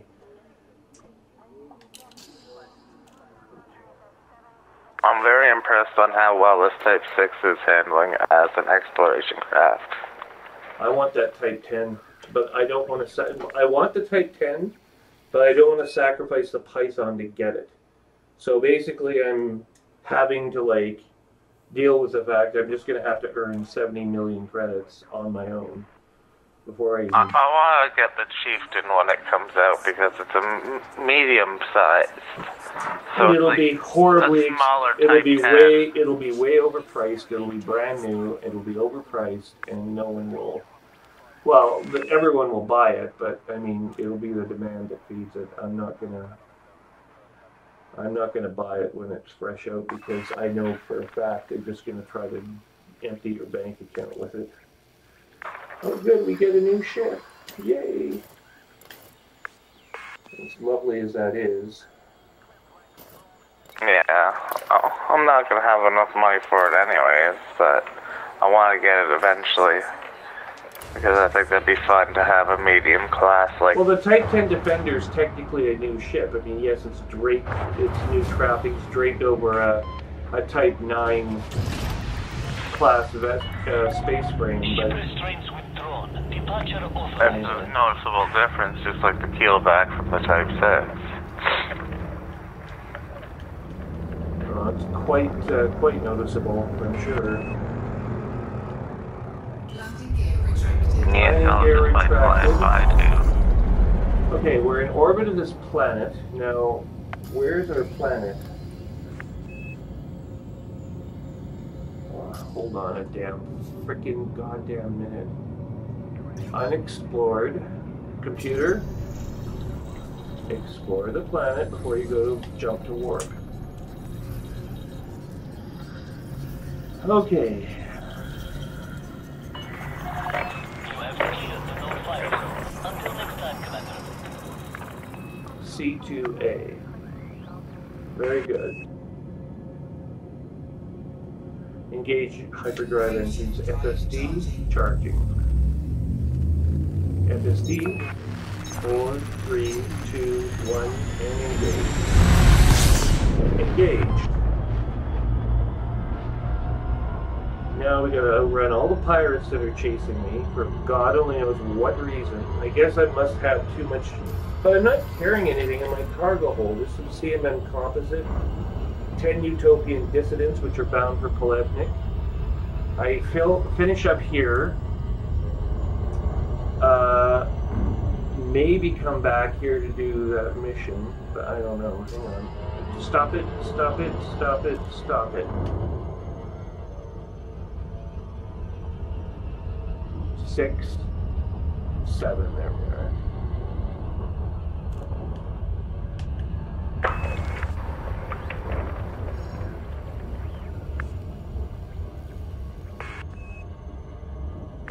More jumps.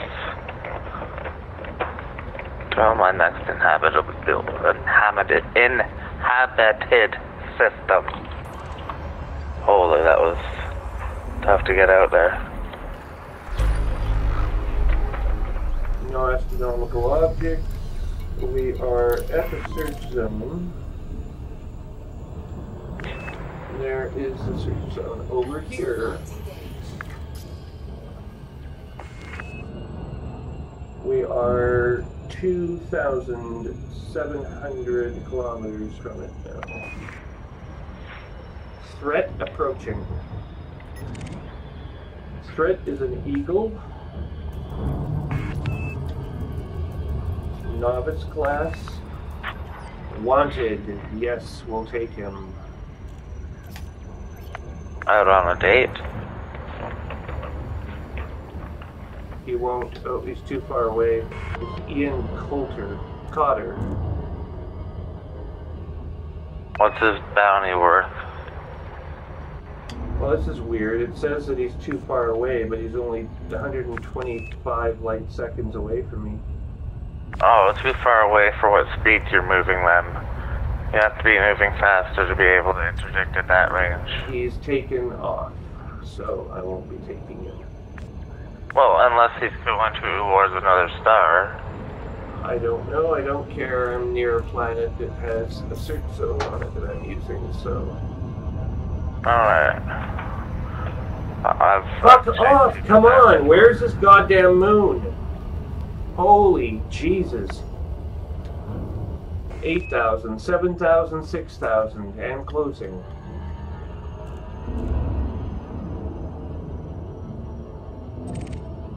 $3,000.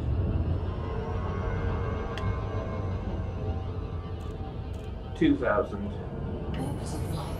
Orbital flight engaged. 1,500. 1,200. 1,000 kilometers and falling. 700, 750, 600, 650. Sorry, 650, 600. 550, 500. 450, 400, 350, 300, and closing.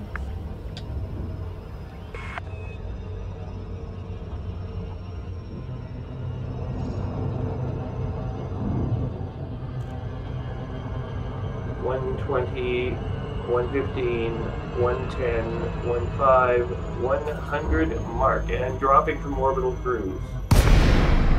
Now gliding into search zone. 80 kilometers and closing. 70, 65, 60 and closing.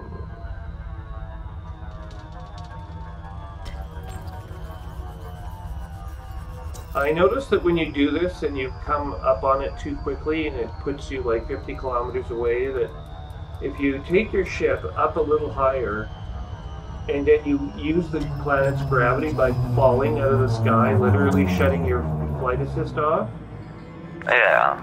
that really accelerates your rate towards the ground, but you have to be very careful about using that.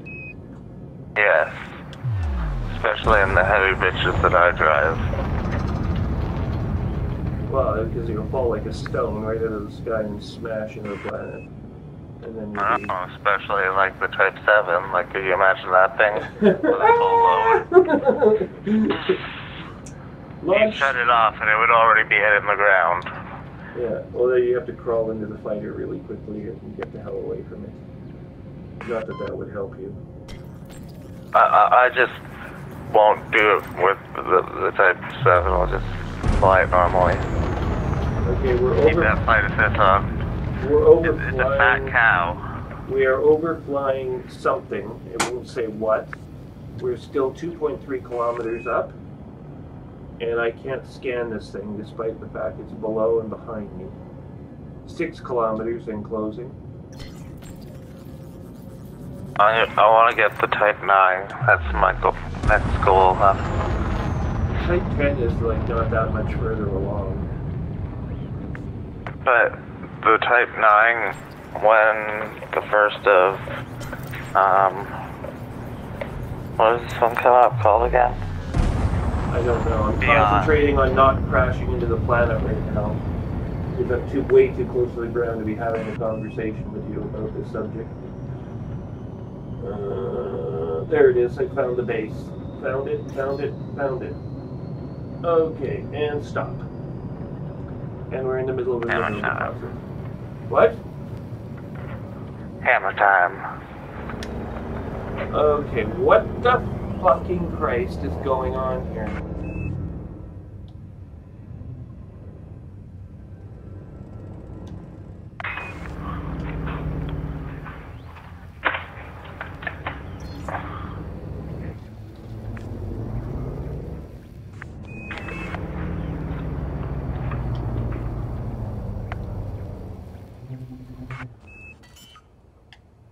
Okay. Landing gear deployed.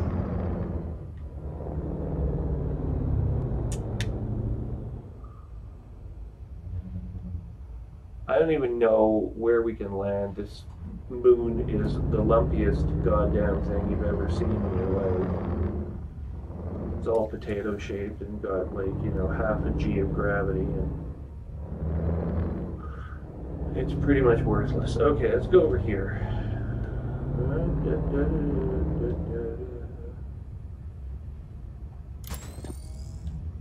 Turn on the light so we can see what we're doing. And then we'll sneak up on it here. Aha. No, no, no.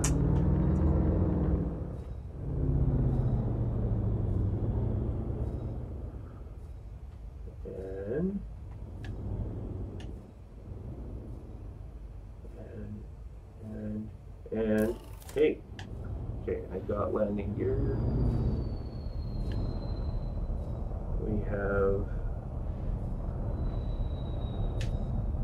partial lock.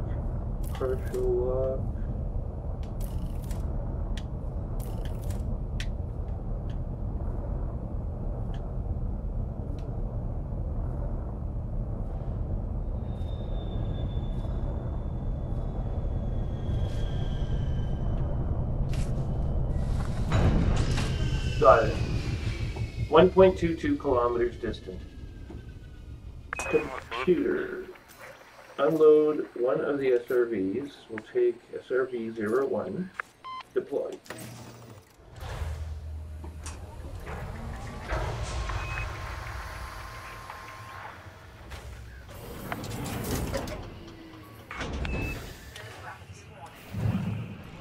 No gravity warning. What a surprise.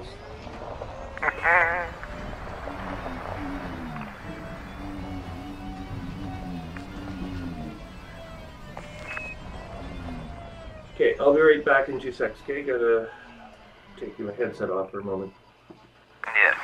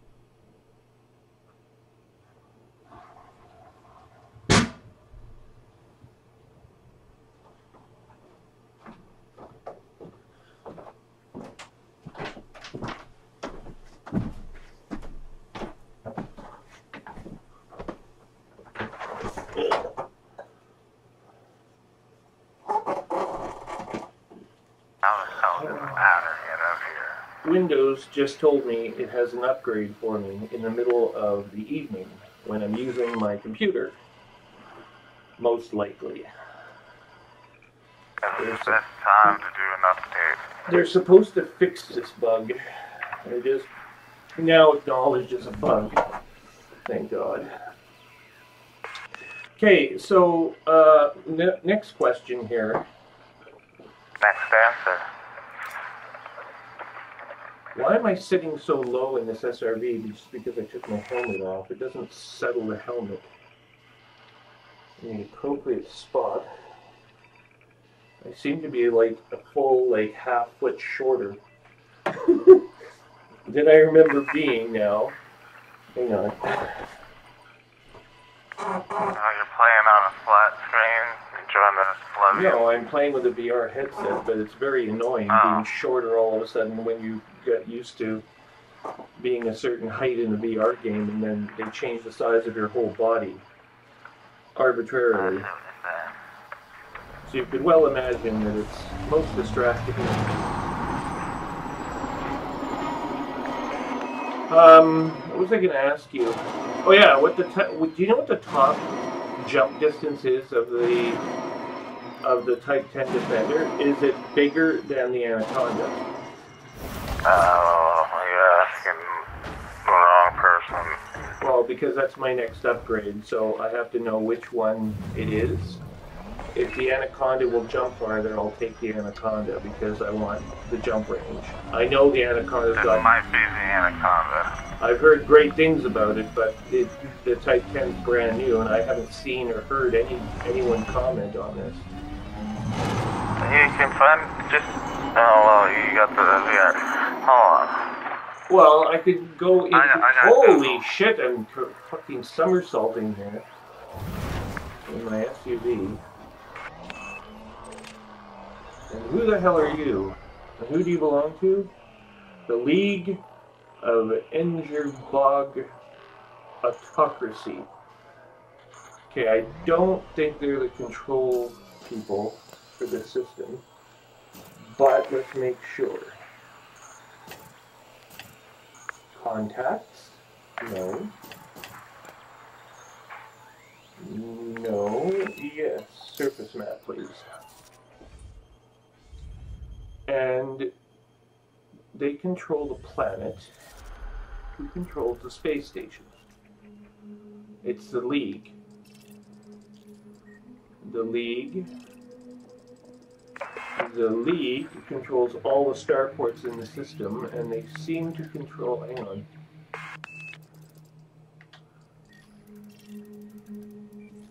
League. See, I can't make money out of this starport because they're about to hate me.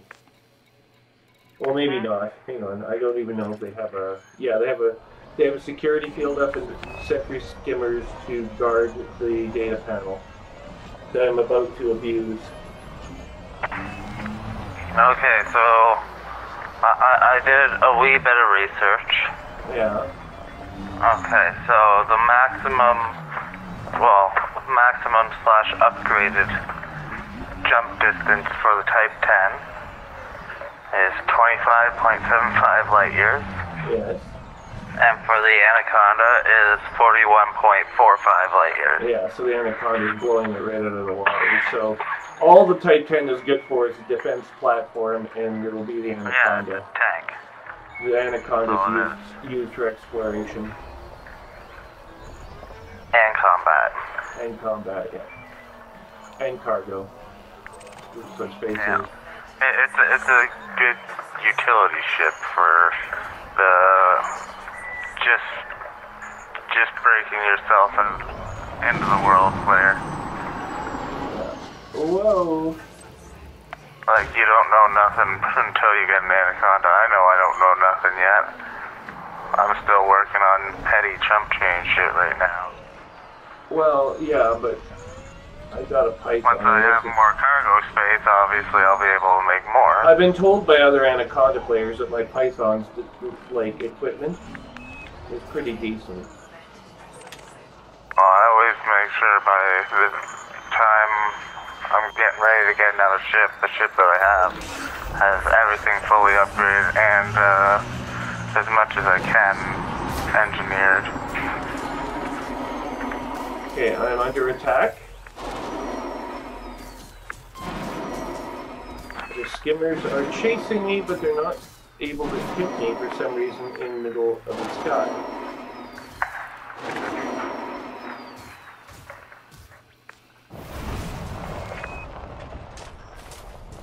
Except they're chasing me into the sky, and now they are 500 meters away. Okay, let's go over here and hide behind this rock. And now we're behind the rock. You can't shoot me. Nah, boo-boo. Yeah, well, they're trying to anyway. Here, let's turn on the shield. Put some energy out into my defenses. Because I'm obviously not going to be shooting back.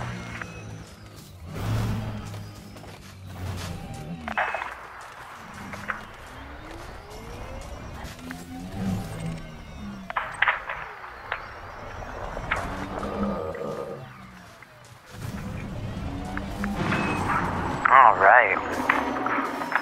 And now for something you'll really like. Welcome to Eagle Sector Secure Facility. Well, isn't that lovely? I'm under attack again. I have 3 shields, so I grew the number of shields while I was under attack. That can't be a good sign for them. His shields are actually becoming stronger the more we shoot at him. Ah! I'm somersaulting again. Oh, I hit a rock. 1.3 million credits I just got there. I'm almost up to 6 million now. Incoming mission critical message. There's a rescue mission. Occupied escape pod Sambari. Time, 1 day, 10 hour, 46 minutes. I'll take that one because it is a Liberate escape pod. That one is data from the data panel. Commander Hendricks says, return to settlement to deliver your data and receive your payment. Well done, Commander. Your scan is complete. The relevant data has now been transferred to your ship. Then why did you send me out here if you could detect all that from wherever the hell in the galaxy you are? Okay. Activities passenger. Wow, 13 million passenger mission. Oh.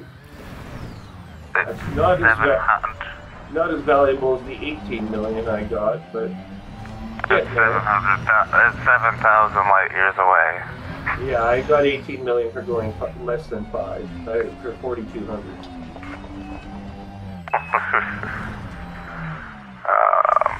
Okay, and now we're back at our ship, and I'm wanted, and hostile, and dead. Wanted, hostile, dead.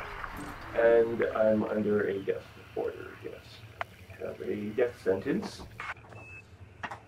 Okay, so now what we're going to do is we're going to learn how to use the control to board the ship. How do we do that? Well, so surprising how slowly the Explorer rank goes up. Well, it does. At first, it goes really fast, and then it slows right down. Yeah, but I'm just thinking, like, on this trip, I've sold probably, I'd say, like 6 to 7 million credits worth of data, and I've gone up maybe like 10%. Huh. Okay, I've got to leave the star system in order to clear in order for my status to be updated so I can actually visit the starport in question again. So for now I'm safe, sort of. Alright, I'm going to grab a taco. 1 sec. You do that.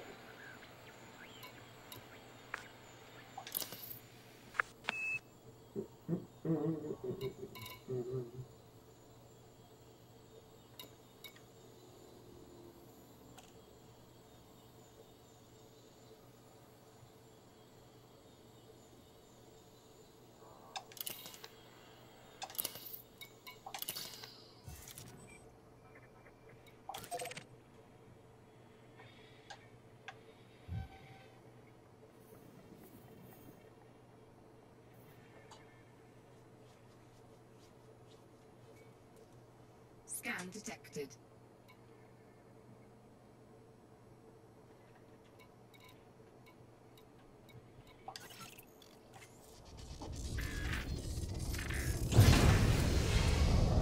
Under attack.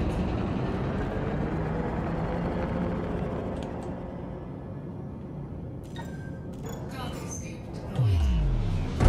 Cargo scoop detected.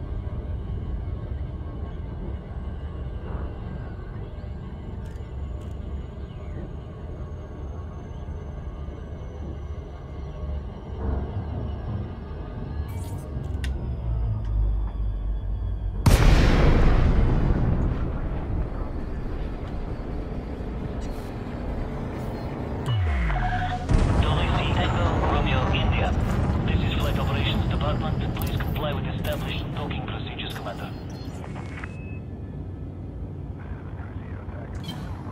Flight assist off.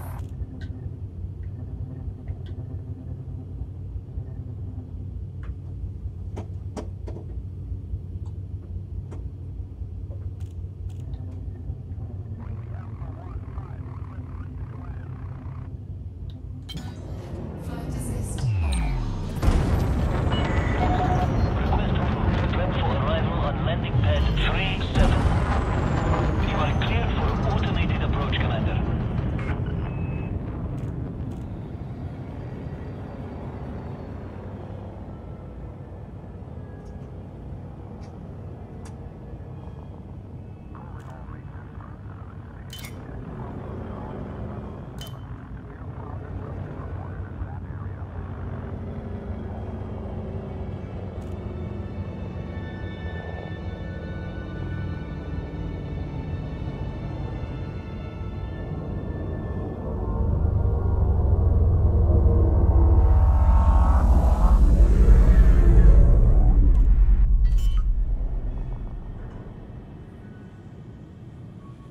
Landing gear deployed.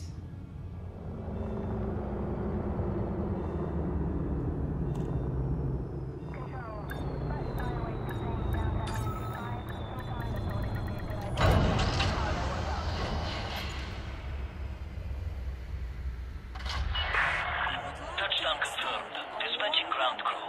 Welcome, Commander. Please ensure you complete docking procedures within the allocated time.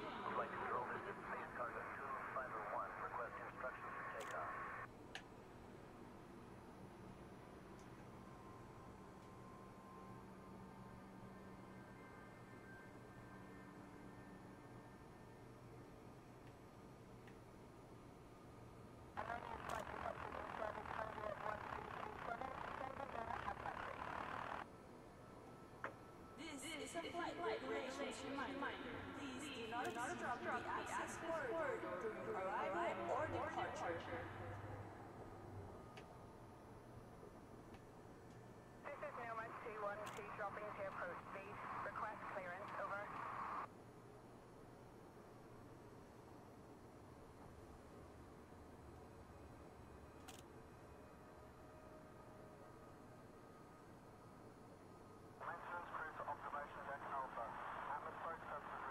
Pilots, be aware that flight controllers are in operation at this starport.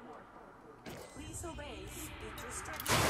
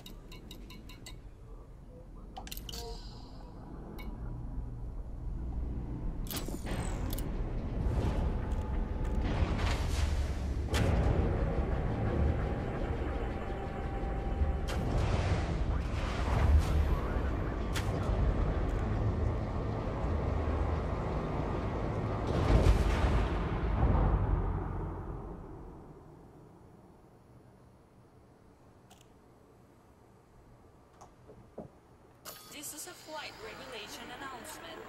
Please proceed to land on your assigned docking pad within the time limit and refrain from obstructing other areas.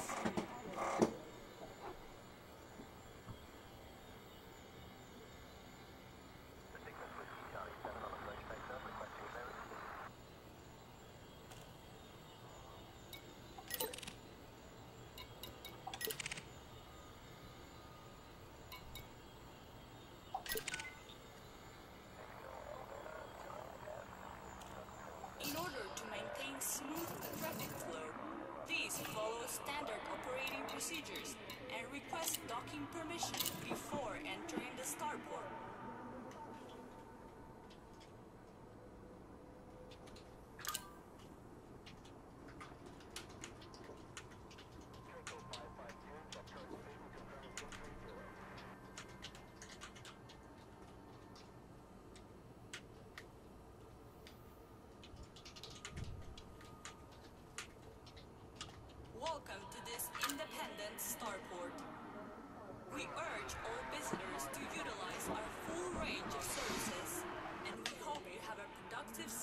at our facility.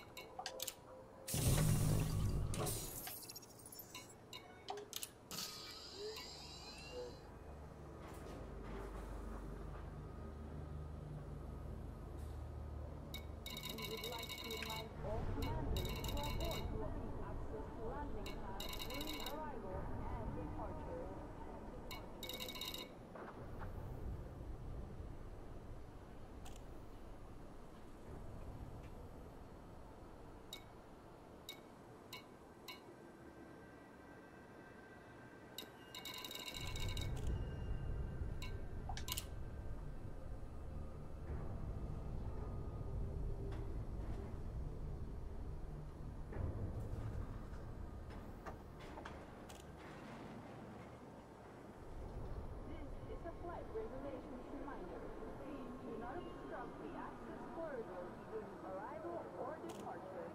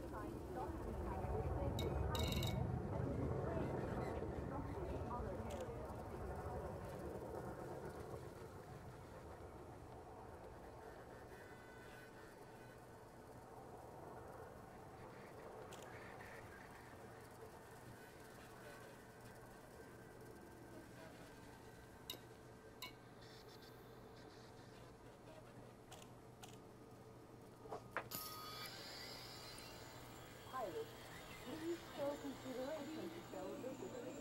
Slow down and maintain a reasonable distance from other ships inside this dock.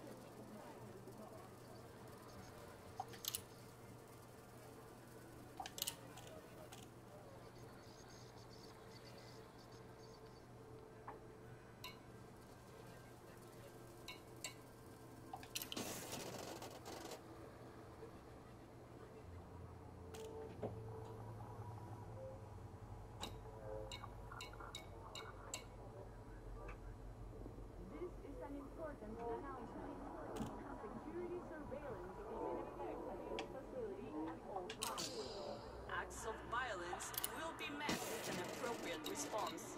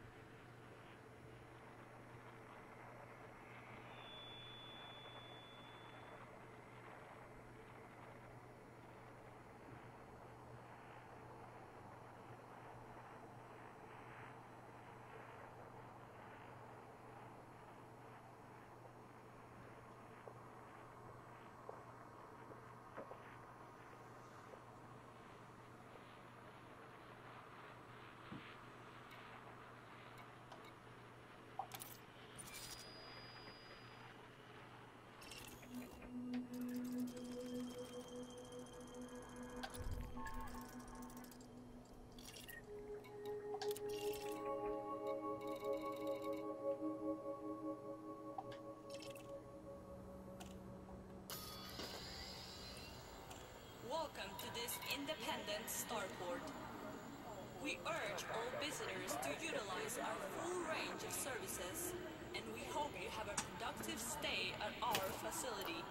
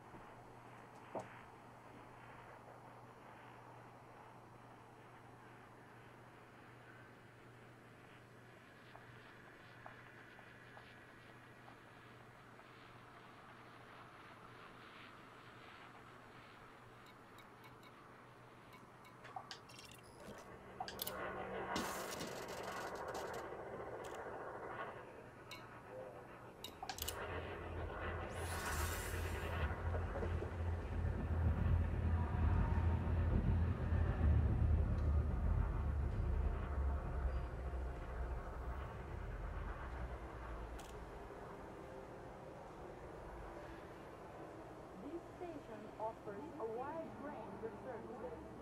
Check the information panel after documents for more details.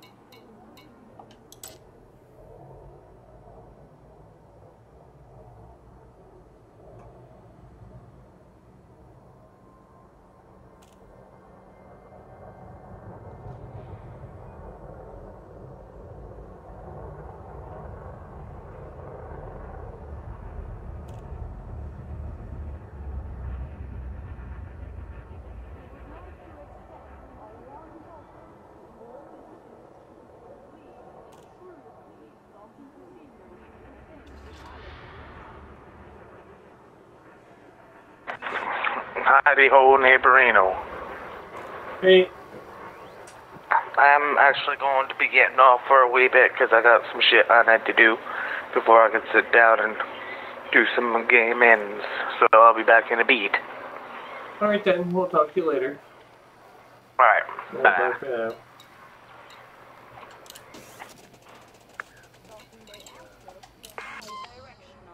Please use the designated lanes when entering and exiting the station.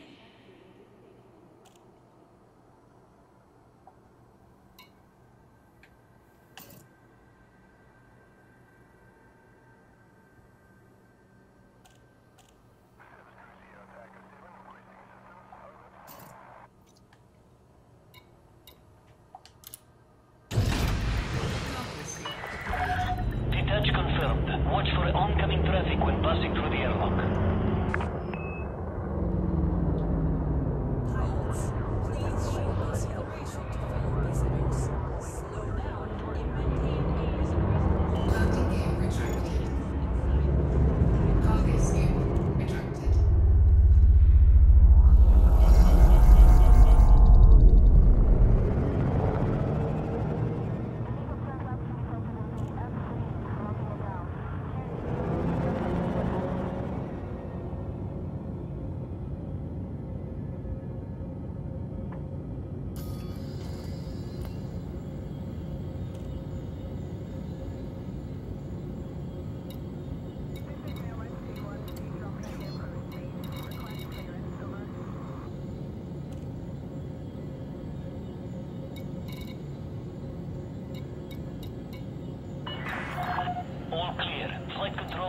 signing off.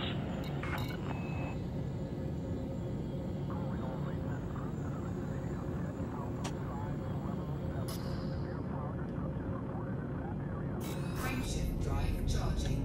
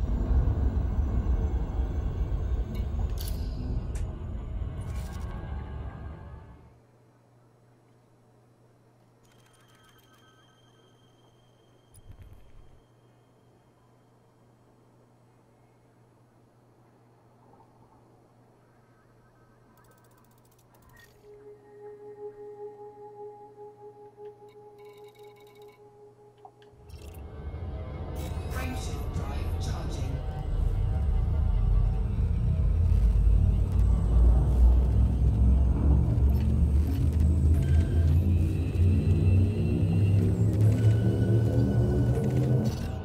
Frameshift drive charging.